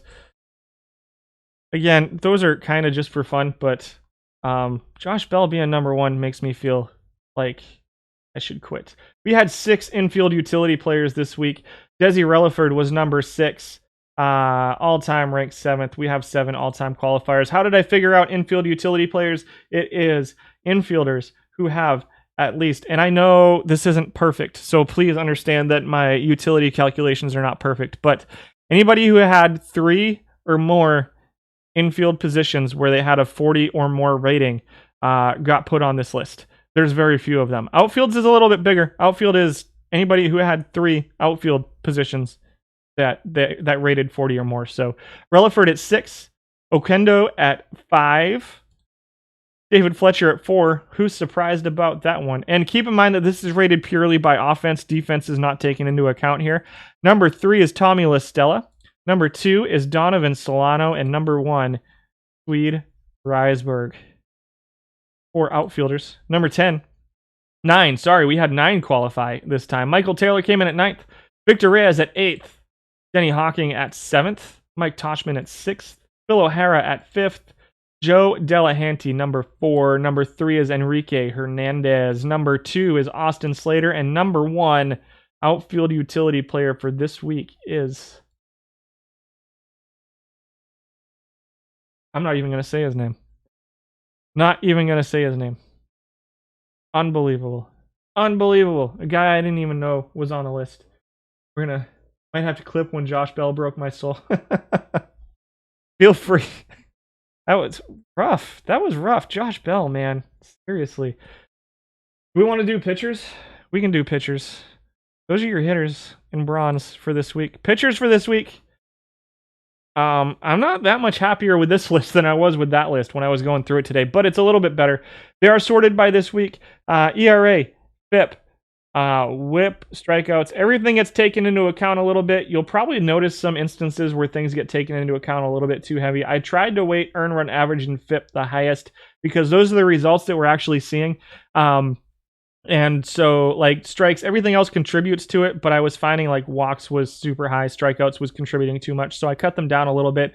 So hopefully this list looks pretty good. Sandy Alcantara came in at number 15 this week. 17th in FIP, 13th in earned run average, all-time ranks number 27. We had 45 pitchers qualify this week. It is 300 innings pitched all-time, 200 innings pitched over the last week. Again, those are numbers that I may be playing with going forward. I'm not positive yet. Lots and lots of data here in bronze.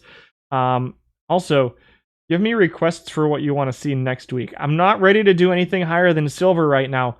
But let me know what you want to see next week. I can do bronze weekly. I can do daily, bronze cap, iron cap, something like that, like a deeper dive on those things. But you guys let me know what you want as we're going through the pitchers. You want to go back to silver? I just did silver last week. So I'm not sure I want to go right back to silver next week, but I may do that since we probably have a lot more of the historical stuff showing up now. And so I will consider it. Hit me up in chat or hit me up in Discord too with requests. I'm more than happy to listen over in Discord. As we go through. So Alcantara at number 15 this week, 27th all time. 14th this week was Logan Webb, dropped a 407 FIP, a 444 earned run average, top 10 in FIP this week. So FIP's earned run averages are pretty high right now.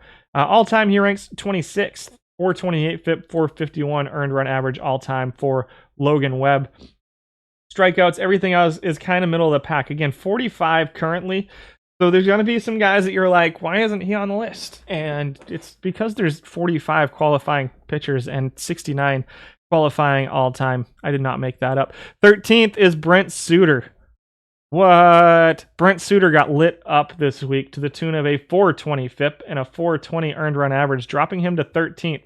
He still ranks 6th all-time among starting pitchers. And again, huge sample size on Suter. Very, very consistent. His all-time numbers are 414 and 411 in FIP and earned run average. He is number 2 in WHIP all-time. He is very consistent if you set him up properly. 169 walks per 9 innings. Very good control. What's he doing this year, guys? Is he going to be silver soon, or do we think he's going to stay here? He does have some splits. He's got some lefty splits. I've had some issues with him. I've dropped him out of my rotation recently, but I'm not winning, so it's not like it did me any good. So Ed Lynch comes in at number 12. 393 FIP, 455 earned run average this week, 10th all time with a 406 and a 436. Number 1 walk suppression, 1.54 walks per 9 innings for him, and number 7 in WHIP at 1.342 for Ed Lynch. Number 11 is Carlos Rodon, who looks like he should be a left-hand specialist, and all-time ranks number 51. So this week it was a 413 FIP and a 427 earned run average for him. Top 10 in strikeouts per 9, which is nuts. 16th in home runs per 9, 37th in walks. Control is an issue. Home runs, not an issue, home runs this week. But his home run suppression was really good this week. It helped out his FIP quite a bit. His FIP cut in half, almost half a run off of his FIP. and about a quarter of a run off of his earned run average. All-time, he ranks 51st.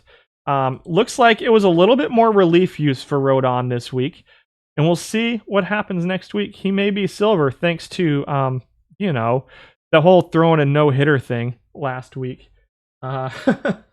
Yeah, Suter's got a 358 FIP right now in Major League Baseball, so he could move up to silver too, huh? Yeah, we might be losing a couple of live mainstays here pretty soon. Number 10 is Rich Hill. I will definitely come back to bronze within a couple weeks after the rating changes. We will probably do bronze once a month as we go forward. I may just do like an iron, bronze, silver rotation each month just to see how things are going. As far as, live updates and stuff like that, and then just keep doing the daily and the other stuff. I want to get gold in there at some point. The team's just not ready for it yet. Maybe after we open packs today, they'll be ready for it. We'll see. Rich Hill comes in at number 10, 421 FIP, 412 earned run average this week, top 6 in whip, top 10 in strikeouts, all-time ranks number 9 with a 415 FIP and a 402 earned run average, 1329 whip for him, and almost top 10 in strikeouts. Decent control for Rich Hill. Number 9 this week was Ralph Works, who had a really solid week, a 408 FIP and a 416 earned run average, including top 10 in home run suppression. He is top 10 in home run suppression all time, and is at a 415 FIP and a 448 earned run average for Ralph Works. Solid movement, 74 movement, good control. I think he's the kind of pitcher who the individual being able to adjust individual strategies is going to help out over the course of the year as people figure out exactly what to do with that. Still working on it. Not a clue. That's not entirely true, but I think I'm making progress, but I'm not positive what I need to do with my pitchers just yet. Jerry Robertson comes in at number 8. Pretty small sample size here of just 446 innings for him this week, but a 409 FIP and a 413 earned run average are both top 10. Top 20 in just about everything else. Whip was 14th, 19th in strikeouts, 13th in home run suppression. Walks are a serious issue. Bottom half in walks per 9 innings for Robertson, but he avoids the home runs and he strikes guys out, so he pitches around it. 35th all time, however. So it was a pretty good week for him this week. First Monday, I've heard Bad Moon, so is it going to be, did they update it to say first Monday of every month? Because they haven't given an official date, and I heard that the tentative date was next Monday, the 26th. 26th of April. Robertson at number 8. Number 7 is Matt Strahm. He's been a mainstay on the list the whole time I've been doing bronze. This time he's been pretty solidly inside the top 10. I've had my ups and downs with him. He's going to flow with the meta a little bit. I think he's going to be much more effective versus lefties. If lefties start injecting into the lineups a little bit more, then you could see him be a little bit more effective, but he's been pretty solidly in the top 5, top 6 pitchers the whole time. I've been tracking stuff for bronze. This week it was a 411 FIP, 404 ERA. All time he ranks 4th with a 409, 390 FIP and earned run average, and is number 1 in whip, and top 10, top 5 in walks per 9 innings as well for Matt Strahm. Very good control for Strahm. Pitch around. Avoid those home runs. Number 6 is Donovan Osborne. Very good control, top 10 in walks per 9. This week he was 15th in FIP at 4.17. The earned run average this week was stellar. Number 2 this week in earned run average for Osborne. Ranks 8th all time, 413 FIP, 409 earned run average. Not going to strike too many guys out. Definitely solidly in the bottom half, but he's okay at home run suppression, right there in the middle, and really avoids the walks. Top 10 in walk suppression for him as well, for Donovan Osborne at number 6. Build a Legend, Glavine and Guidry are monsters. Yeah, we'll take a look at them too. I promise before we jet today. I got to wrap it up before too long. But you think I'm right around the pitch around slider with low control, high movement pitchers? Chris said soon. Laugh. Yeah, they haven't given an official date. Strahm is on the 60-day DL, so he won't be moving. Cool. Nice. From a drop, you got a Santop from a drop. Nice. Awesome. Congratulations. Come back earliest in June, apparently. And so, yeah, I'll let Slinky... I'll talk about that in a minute. So, bear with me to get through these lists, and then I'll talk really, really quick about what I'm looking at for sliders for my pitchers. Fred Anderson comes in at number 5. This is a closer who has really, really interesting ratings. 1,500 innings pitched this week, 57% as a starter. So keep that in mind. This is a little bit of a relief-heavy data sample set. But a 385 FIP and a 406 earned run average are both pretty solid. All-time with a 62% start percentage. He ranks 7th. 4th in FIP with a 4.02 and 14th in earned run average. Anderson looks to be a pretty good starting pitcher. He's got higher stamina than some of the starting pitchers. I think that if this were a starting pitcher card, it's probably silver, if we're being totally honest. He does have pretty heavy splits and stuff and movement against righties. So if the meta starts getting left-handed bat heavy, you may start running into some issues with him. But top 15 in whip, top 15 in walks per 9, top 15 in home run suppression, 23rd in strikeouts, top half in strikeouts. He's just really solid all around. Everything at top 20 in home runs and walk suppression and whip all time. 4th in FIP all time. He looks like a solid addition to your rotation. Number 4 is David West in an incredibly small 185 innings pitched sample size for David West. He saw a 345 earned run average and a 415 FIP this week. 3rd in strikeouts, 7.96. Your number 1 home run suppression pitcher. You're seeing some NAs over here. The reason you're seeing that is because all-time he qualifies as a relief pitcher in 333 innings. It looks like some people are using him as a relief pitcher, so I don't put the ranking on here because it's the numbers are in a different column, and so that's the best I can do with it. All-time, though, he's dropping a 468, 408. Doesn't have an all-time ranking. It's looking like it's probably pretty bad as a starter all-time. It doesn't look great. I think this is a little bit of a small sample size look for David West at number 4. Number 3 is Bill Bonham. Surprise, surprise. FIP of 382, earned run average of 386. All-time, he ranks number 3. 85% start percentage. Top 3 strikeouts per 9. Top 10 home run suppression. Walks are a little bit of an issue, but he avoids home runs as well as anybody else in the format and avoids and strikes out as many people as anybody in the format too. 3rd in FIP, 4th in earned run average all-time for Bonham. Yeah, do I even need to do these? Number 2 is Don Gross. What? I'm going to be honest with you. I think Don Gross would be absolutely lights out as a left-handed specialist out of the bullpen, but he's too good as a starter to do that. He's really, really good as a starter. 376 earned run average, 373 FIP this period. 4th and 2nd. Top 10 in whip, top 10 in home run suppression. Top 20 in strikeouts and walks. 3rd all-time in earned run average. 2nd all-time in FIP. Top 10 in whip. Top 10 in home run suppression. Solidly in the top 3rd in strikeouts per 9 walks. He ranks number 2 all-time. Number 1 all-time, or number 1 starting pitcher for this period is, of course, the great and awesome. I'm trying to come up with some weird name to give you off the top of my head, but I'm not even going to do it. It's Satchel Paige, guys. 366 earned run average, 362 FIP, top 5 in whip, top 5 in home run suppression, top 10 in strikeouts. Just those are the top 3. So when we talk about 49 stamina won't stop him from getting effective starts. Agreed. So talking about Gross has been garbage for you the last 2 days. Interesting. Gross always outperforms Paige for me. I use Gross as number 1. Yeah, Paige is my number 2. So when we talk about sliders, the pitch around slider specifically, I will talk about it briefly.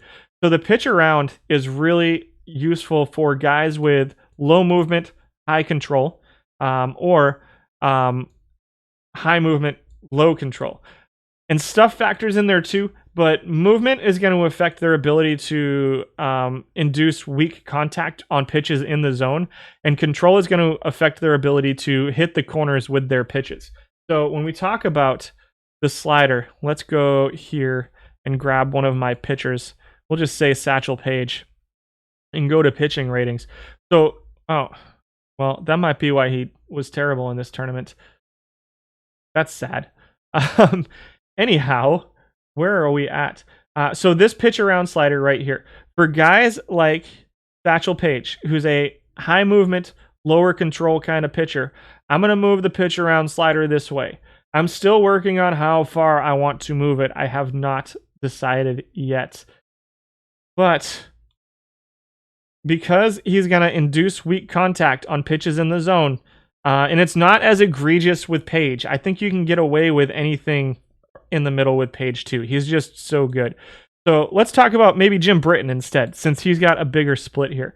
So with a guy like Jim Britton, who's a 90 movement, 48 control guy, I'm going to move the pitch around slider over here a little bit. I want him keeping the ball in the zone, because if he's trying to nibble, he's going to get into walk trouble. When you talk about a guy like Anthony Mizewicz, we'll go with Misevich. Now you're looking at a guy who's a 45 movement, a 70 control guy. And so I'm going to move the pitch around slider more towards the frequently, because I want him nibbling around the zone and not grooving those flat pitches in the middle of the plate. And so by having him pitch around, he's not going to walk as many guys because he's got the control to hit the corners, but he's going to stay out of the middle of the zone as well. So who was ranked number 5 all time? I don't remember. That was a long time ago. Number 5 all time. Let's find out. 8, 4, 35. Number 6 was Suter. We didn't talk about number 5 all time. Did he make the cut this week? He might not have made the cut this week. Let's find out. Go over to, where are you at?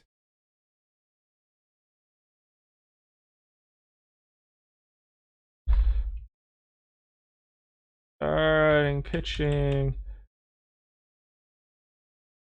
Number 5, right here. Oh, we got lucky. Joey Lucchesi ranks number 5 all time. Didn't have enough innings to qualify this time. I think he was pretty close too to qualifying. So he's dropping a, let's see. No, cancel. Dropping a 415 earned run average. Where'd you go? 7.53 strikeouts, 2.33 walks, 0.95 home runs. The home runs look like a little bit of an issue for Lucchesi. Interesting to see him this high. Showing a 406 FIP for him too. All time for Lucchesi, who did not make the cutoff for that. Maybe Sim says it different than Aaron. Yeah, no problem. You thought it was Mishevitz? Maybe. I am probably wrong. I will defer to whoever says it. And again, when I'm talking about sliders, keep in mind, it is still a work in progress for me. I am not dead set on anything just yet. Those are batters. I don't want to talk about batters. Relief pitchers. We're going to do this really quick, and then we're going to open 50 or so packs and see how it goes. We're going to open the 5 we got from drops first, so that if we get something good, we can claim drop packs. Kyle Nelson was number 15. 381 FIP, 380 earned run average is 21 all time. Both of those still under 4.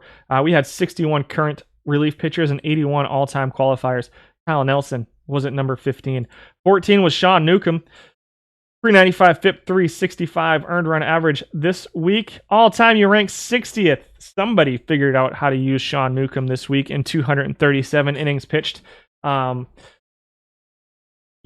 So one of the things I really like about the new sliders is that you can really set a mixed bag up with your pitching staff, and you can really, once you get it down, I really feel like that's the biggest addition to this year's version of the game is the individual pitcher sliders, because last year, like if you set your whole team up to pitch around all the time and you had a bunch of guys who had 40 control, they were just going to walk everybody all the time. And now being able to do that individually is pretty awesome.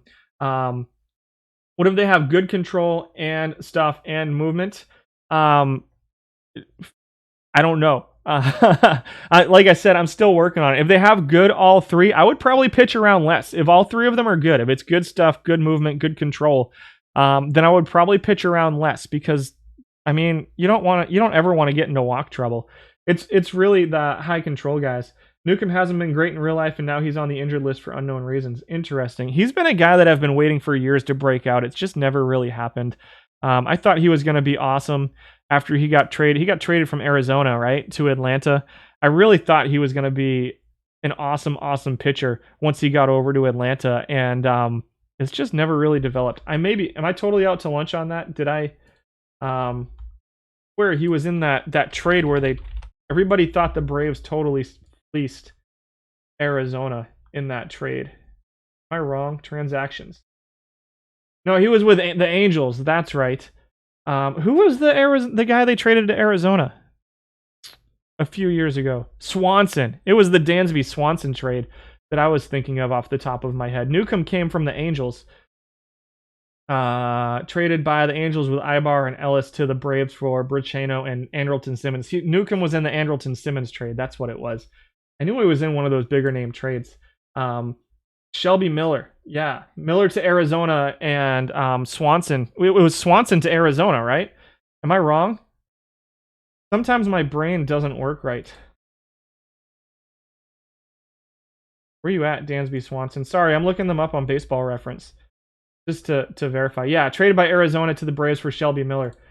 Yeah, there we go. I'm not totally stupid. Again, Newcomb's one of those guys. So Newcomb's an interesting one, right? Because his control is pretty low too. So he's got high stuff, pretty low movement, and kind of low control. So what do you guys do with a guy like this? I would kind of lean towards pitch around a little bit more. Just because he could get into trouble with walks, but I don't really want him grooving. Like, I'm more concerned about the home runs than I am about walks, right? So I would kind of lean towards pitch around on something like this with the high stuff, lower movement, high control, and hope that he can fool hitters with the high stuff kind of stuff. And Dansby looks like Culberson's twin anyway. And so Newcomb at number 14. Number 13 is Vinny Chilk. High movement, high control, low stuff. Like, I mean, what do you do with that? Number 3 in earned run average this week, all-time ranks number 50. Again, I think that we might start seeing, especially with these relief pitchers, people start kind of figuring stuff out. And some of these pitchers who struggled a little bit the first few weeks may start pitching a little bit better. So we'll see what happens with these guys. Chilk was a 402 FIP and a 331 earned run average. Pretty bad in whip. The walks are a little bit of an issue. Home run suppression is good. All-time, he ranks 50th with a 409 and 4 FIP and earned run average as a relief pitcher. Brett Martin at number 12, 19th in FIP, 8th in earned run average this week with a 387 and a 351. All-time, ranks 30th, 399 FIP, 354 earned run average. 11 is Julian Tavares. Second in FIP this week, guys, with a 354. That's a high FIP number. We're not used to seeing FIP numbers that high out of our relief pitchers here in bronze. So these are, the numbers are higher this year. 404 earned run average has him 30th this week. All time he ranks 19th with a 375 and a 377 between the two of those. Whip is a little bit of a struggle for him, but the home, that's really, so Tavares is struggling with allowing hits. Put some good defense behind him, guys.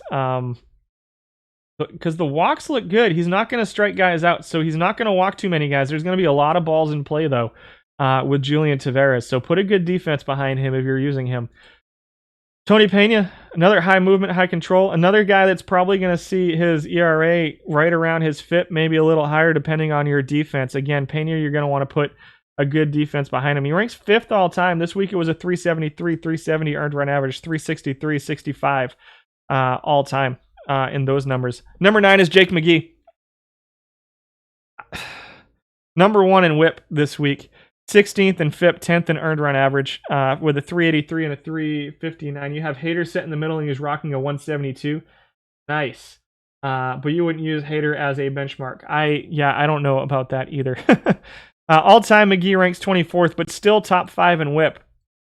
32nd in FIP. 3.7 earned run average. He's another guy that I think with sliders you can make him work for you, and you might see numbers closer to top 15, top 10 numbers for McGee. 8th is Ryan Brazier, specialist. Definitely want to set him as a specialist versus righties. Top 20 in FIP, 6th in earned run average, top 5 in whip for him this week. All-time ranks number 12. I know I'm breezing through these guys. No, I don't always do bronze. We just came back to it this week because of the Build-A-Legends, and they haven't really shown what we wanted. Bednar at number 7. High stuff, okay movement, lower control. Drops a 365 FIP, a 380 earned run average, and he's 44th all time. So a 311 inning pitch sample size with much better than his all-time numbers. You can throw stuff at the wall and hope it works. Bednar looks okay. I don't think there's too many relief pitchers here in bronze that there's very few. I think there's less relief pitchers that I would say have to be in your bullpen than there are starting pitchers that you should probably have in your rotation. There's like one relief pitcher who I think is not interchangeable with a whole bunch of other guys if you use them right. Jim Britton comes in at number 6. He's looking pretty solid, 4th all time with a 358 and a 331. This week it was 368 and 363. Again, the whips pretty bad, but he avoids home runs, which is helping his FIP and his earned run average out quite a bit. And he can strike guys out kind of okay, 57th, kind of top half, but the home run suppression, he's number 2. There's somebody in here who lets up less than 0.22 home runs per 9 innings. Troy Patton shows up out of nowhere with a 256 inning pitch sample size at a 360 FIP and a 355 earned run average. Number 3 in whip this week. Number 2 in walks per 9 this week. Top 15 in home runs per 9, just out of nowhere. All time, he's sporting a 451 earned run average, a 398 FIP, and a 1435 whip. How bad were his numbers before this week? 56th out of 81 all time. And then drops these numbers in here this week. Absolutely crazy. Next week, I'm not sure yet, Brent. Give me requests. Some people have requested silver, so I might go back to silver again, even though we just did it last week. I may do iron next week, but I may do something off the cuff next week. Because, and the reason I say that is because I might look at like something weird, like Sunday Historical or one of the cap tournaments or something next week. And the reason I say that is because if they drop it really kind of depends on what happens next Monday. We've got iron requests. We've got bronze requests again. Open low cap. Oh, I'm not ready for that stuff yet. Silver cap could be fun. Silver cap could be fun. Is there a daily silver cap? I haven't gotten into any silver cap tournaments yet, so I don't have too much data on those. I try to do stuff I have data on the Tuesday streams, but on my channel, basically 3-4 times a week, I do daily cap stuff, daily tournaments, weekly tournament, like quick looks. It's not as in-depth as this stuff, but it's fun over there anyway. I think we have a lot of fun. Gold Live 1750. That could be interesting and a useless work with them updating all the live stuff next week. There's a silver 1625 quick and 1500 weekly. Will definitely be in the caps like double duty. Yeah, there is a quick 2650 silver cap. Yeah, we'll figure it out.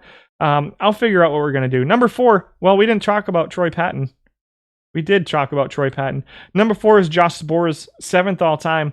Top 20 in FIP at 379, 334 earned run average. This week it was at 376 and a 338. Top 10, top 5. Pretty much the top half of every category for Sborz. He's pretty good at home run suppression, pretty good at strikeouts, pretty good at walk suppression as well. I know that number looks high, but it's, the midpoint. Whip is top 20. Sborz is looking usable for sure. Number 3 is Ken Clay. What? Very high movement. Number 3 in home run suppression this week. 371 FIP, 326 earned run average, 364 FIP, 368 earned run average. The whip is a little bit lower, but again, that home run suppression helps him out quite a bit. He comes in at number 3. Number 2, Ken Hu. Yeah, I haven't seen this one before. That's an interesting one. Lower pitches, sinkers. I haven't talked too much about splits. Looks like a little bit of a righty specialist, perhaps, for Ken Clay. He's a sidearm, right-handed ground ball pitcher. So, yeah, looks like kind of a right-handed specialist here for Ken Clay. 552 innings, so it's not a super small sample size. It's not huge, but it's not super small. Number 2, surprise! Wayne Twitchell's number 2.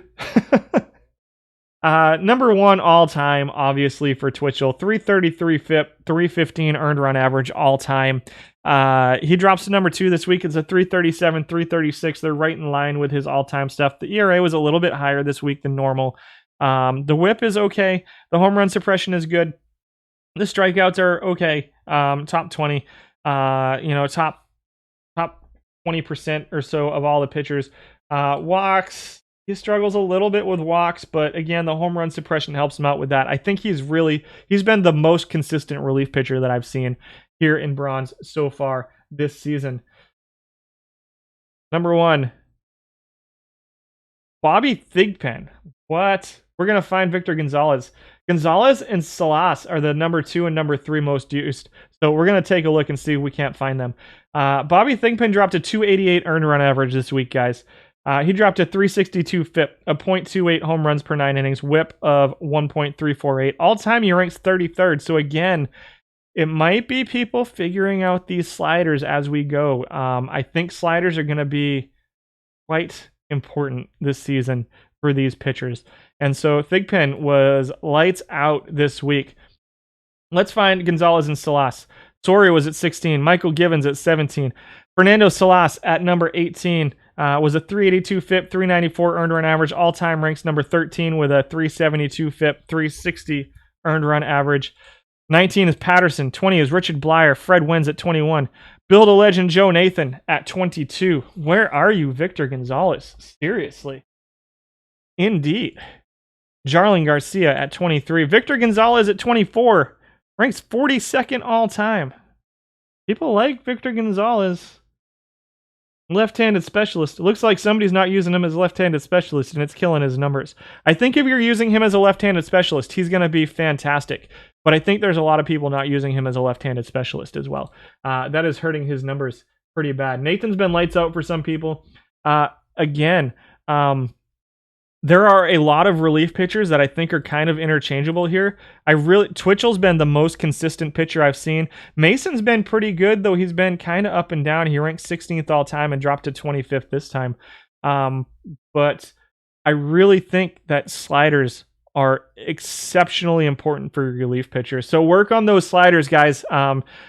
Don't take my tips as a be-all, end-all on relief pitcher on pitching sliders. I am still working on my knowledge of it. I am not 100% sure what I like yet. Where's Gonzalez? Oh yeah, that's a thing to think about too. Is he's a 47% start percentage, 39% start percentage too. So he probably shows up okay as a starting pitcher. I'd guess maybe in the teens somewhere as a starting pitcher for Victor Gonzalez. Maybe even, let's see, 401, 404. Let's reset. 401 would be pretty darn solid. You know, you're looking at top 10. Yeah, you're looking at a solid top 10 with that kind of stuff as a starting pitcher. Obviously, it's somewhere in between, so that's hurting Gonzalez a little bit. We'll see some testing results on sliders pretty soon. Will be really interesting. Yeah, interesting. So good stuff there. Let's open some packs, shall we? Shall we open some packs? What we're going to do here, I've got 20 minutes. We're going to open the 5 from the stream first, so that if we get anything good, we can say it was a stream bonus. And then we'll buy 50 packs. We're just going to open 50 packs today. So here we go. First 5 packs of the day will be... Let's just start it off with a perfect in the first pack. Like, why not? Why not? I did get a Bellinger yesterday. For those of you who weren't watching on stream, we sold him and then didn't get anything good. That's not true. I got a couple historical golds from selling him. And so... First pack contains nothing good. Pack number 2.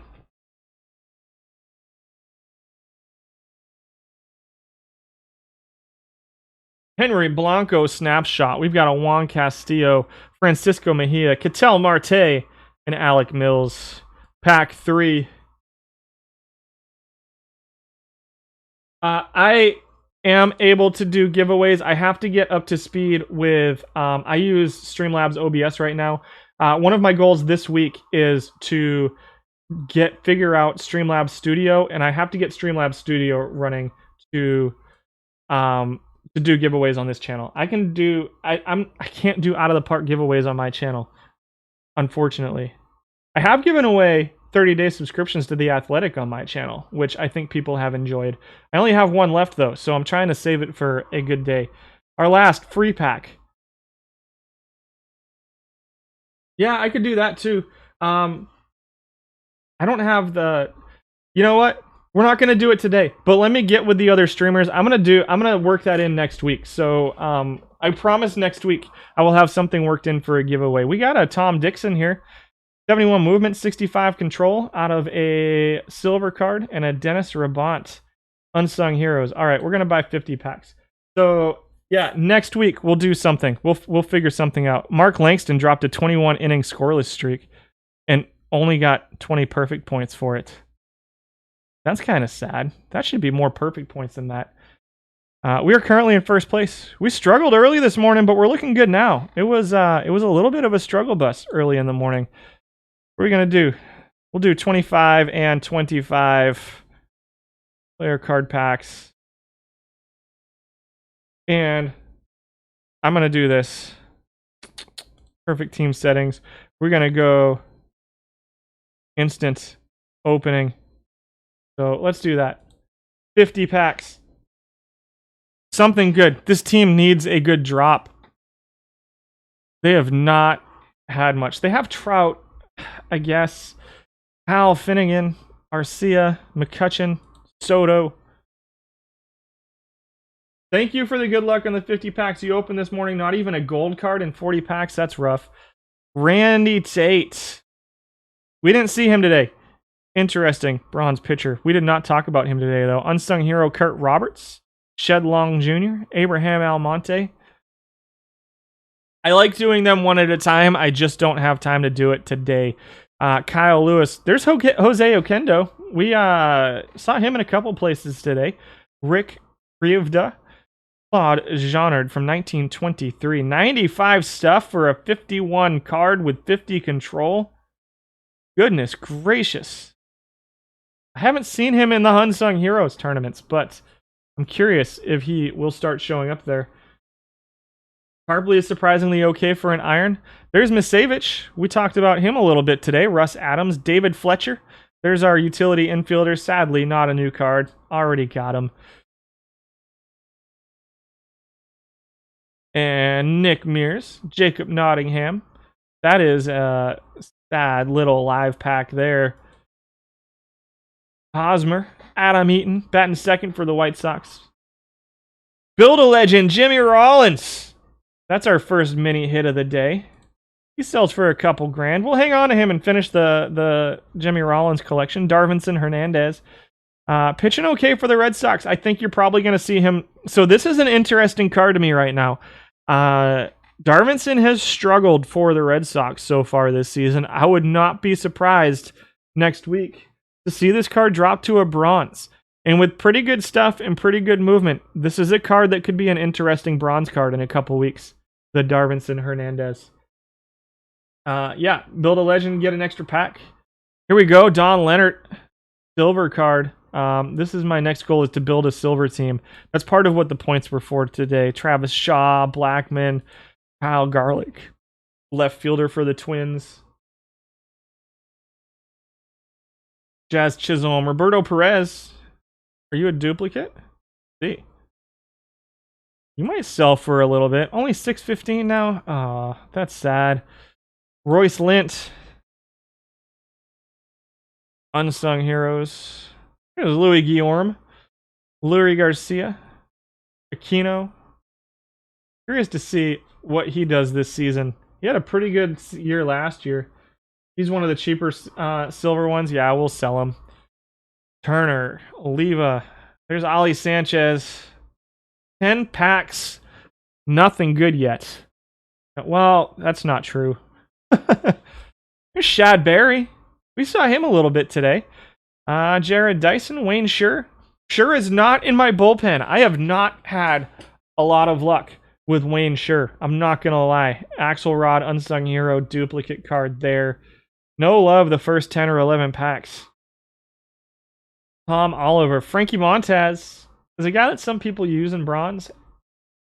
Didn't quite make the top 15 this week, but he's been, you know, a little bit of a consistent guy. Ralph Judd, reliever at 60. Jim Duckworth, Ryan O'Hearn.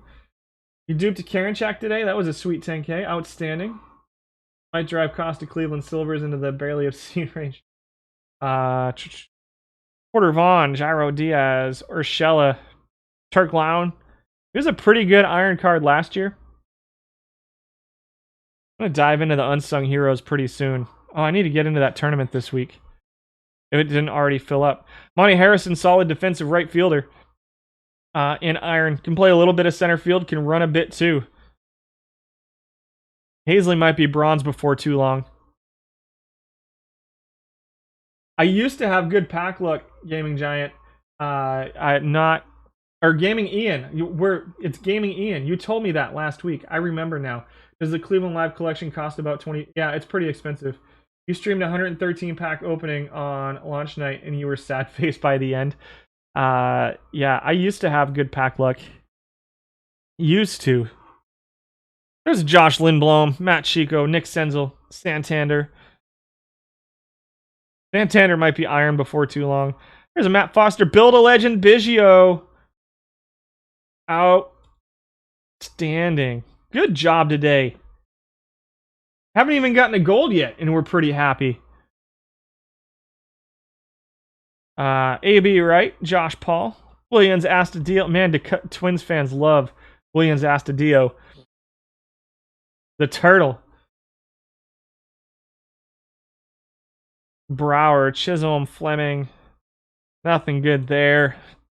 Oh, man. I'm going to open a soda, so apologies if it makes noise.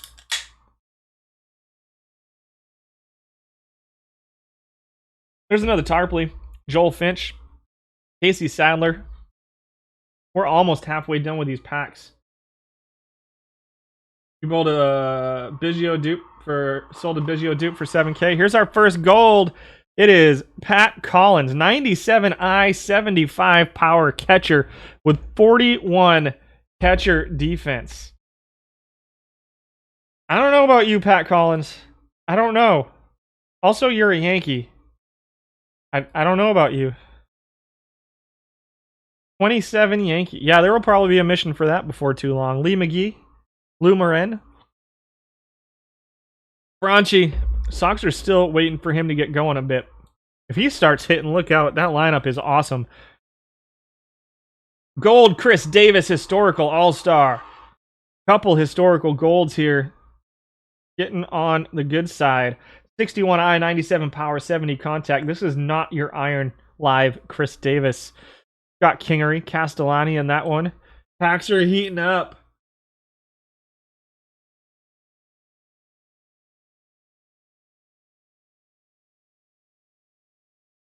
There's Marwin. We didn't see him today. Gene Kropp.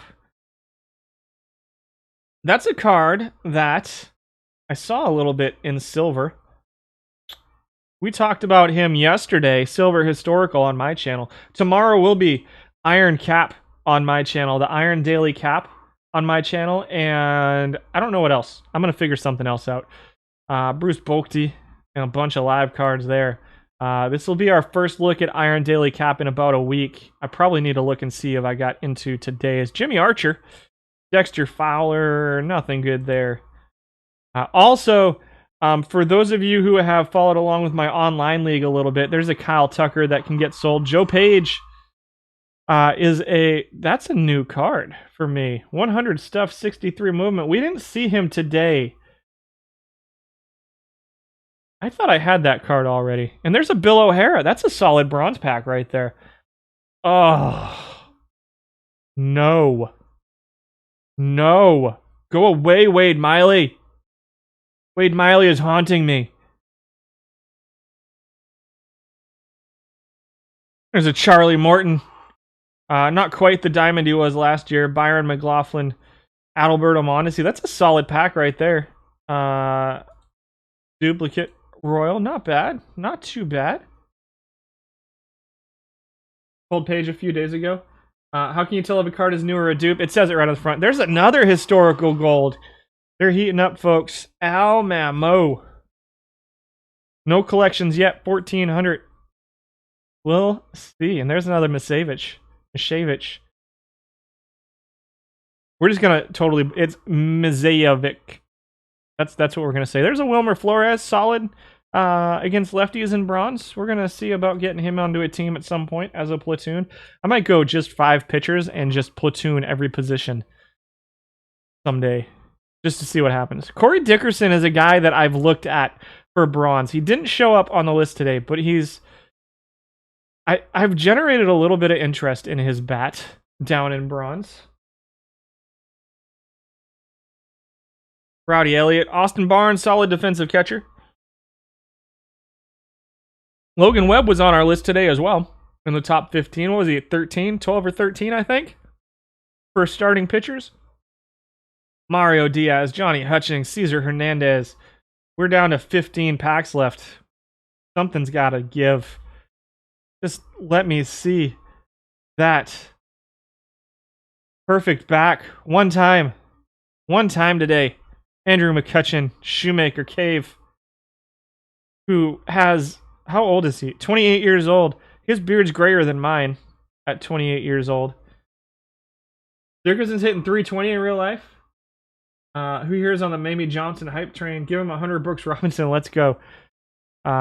Anything. Sam Hilliard, Bob Jones, Joey Gerber. Yuck. Matt Thace has some power. Bad pack. You're a bad pack.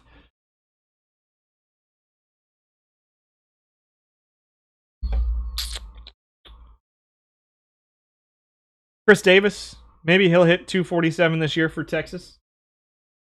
Yeah, 100 Josh Gibson. That would... Oh, Diamond Dwight Evans. It's a Dewey. There we go. Finally, a little bit of a hit here today.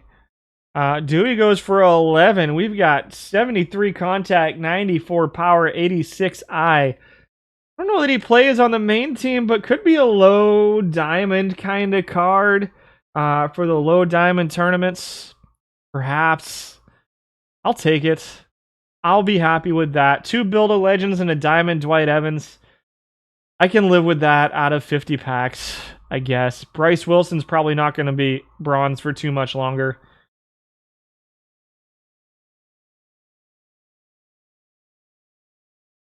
Uh-oh, we got a Charlie Keller here, too. 102 power, 82 eye, 58 defense in left field with 67 contact. Solid-looking card there. He goes for 11,000 too. We made our money back, folks. And a Willie Adams. 2 pretty solid packs right there. We got that. We got this. Willie Moe, Pedro Feliz. 2006 Willie Moe Pena. Thought he was going to kill some people out in the left field bleachers. Dude hit the ball hard when he made contact. Here's a Christian Vasquez. Very, very good defensive catcher. Usable in perfect team. Maybe usable as a low diamond as well. Solid packs today. We got 5 left. We'll finish those Build-A-Legends and we'll open those packs too real quick. Camargo. That'll be 2 more. Vasquez might drop to gold. Perhaps. He's been hitting pretty good though, and he's still pretty solid defensively. So I think the thing about Vasquez, I wouldn't be surprised to see Vasquez go up a point or 2 because so much of his value on that card is built into the defense. And the defense isn't going to change. And he's been hitting pretty well here early in the season. There's another Guillaume, another David Fletcher. Last of these 50 packs, we'll collect those Build-A-Legends and see what happens there. So we'll have a couple more packs. Let's go here. We'll go only incomplete. We'll go sort by completion percentage. Holy smokes. Got 5 packs. Tony Fernandez. A lock. Those. Jimmy Rollins bronze lock. We're going to lock them. Get some more packs. I'm going to try to build these guys. Jimmy Rollins silver unlock. We get our silver Jimmy Rollins Build-A-Legend. Phenomenal. Craig Biggio bronze lock. Build-A-Legend silver Biggio. We might be able to build a silver team soon, folks. Bronze mission Tex Houston. Did we get Tex? Did we finish Tex? We did not finish Tex Houston yet. Jonathan Lucroy. We got 5 more packs.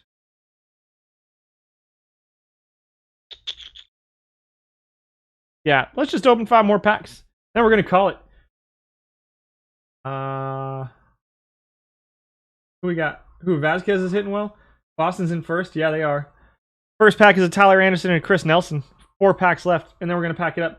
again, come hit me up tomorrow morning. Drop by. I'll post it in the Out of the Park channel, but it'll be Iron Daily Cap. It's my quick look. And then I didn't get to finish because we got a Diamond Dewey Evans. I'm going to hit the May Players of the Month in my online league, the OHBL, where the Cubs had a good week yesterday, and things are looking slightly up for my online Chicago Cubs. It's been a slog through 4 seasons. Our last pack of the day. Can we get some final pack luck?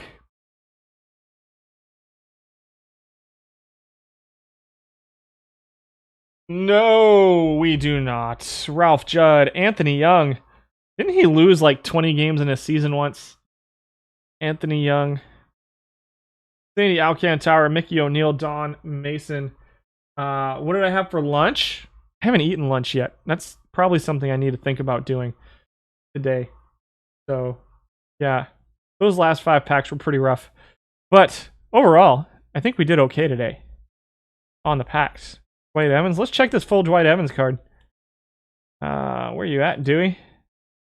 What? 44 arm? No.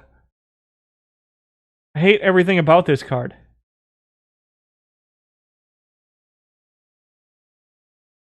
I should sell it. Uniform number 80. 19 losses in a row. Yeah, it was crazy.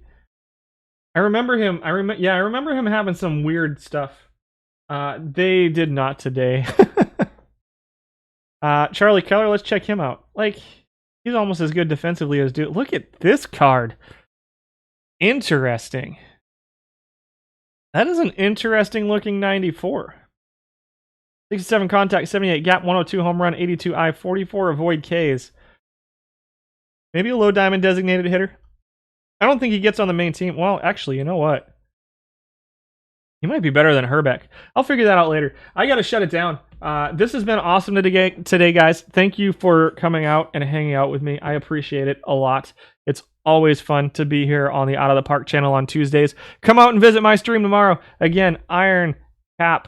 We'll start around 9 a.m. Central Standard Time. Daily Iron Cap. Something else. OHBL. We'll figure something out. Maybe open some packs tomorrow too, if I don't open all 127 of these tonight, since self-control is not my strongest feature. But you guys have a fantastic night. Thanks again for coming out and hanging out with me today. I appreciate it, and I hope you guys have a fantastic night. Bye, guys.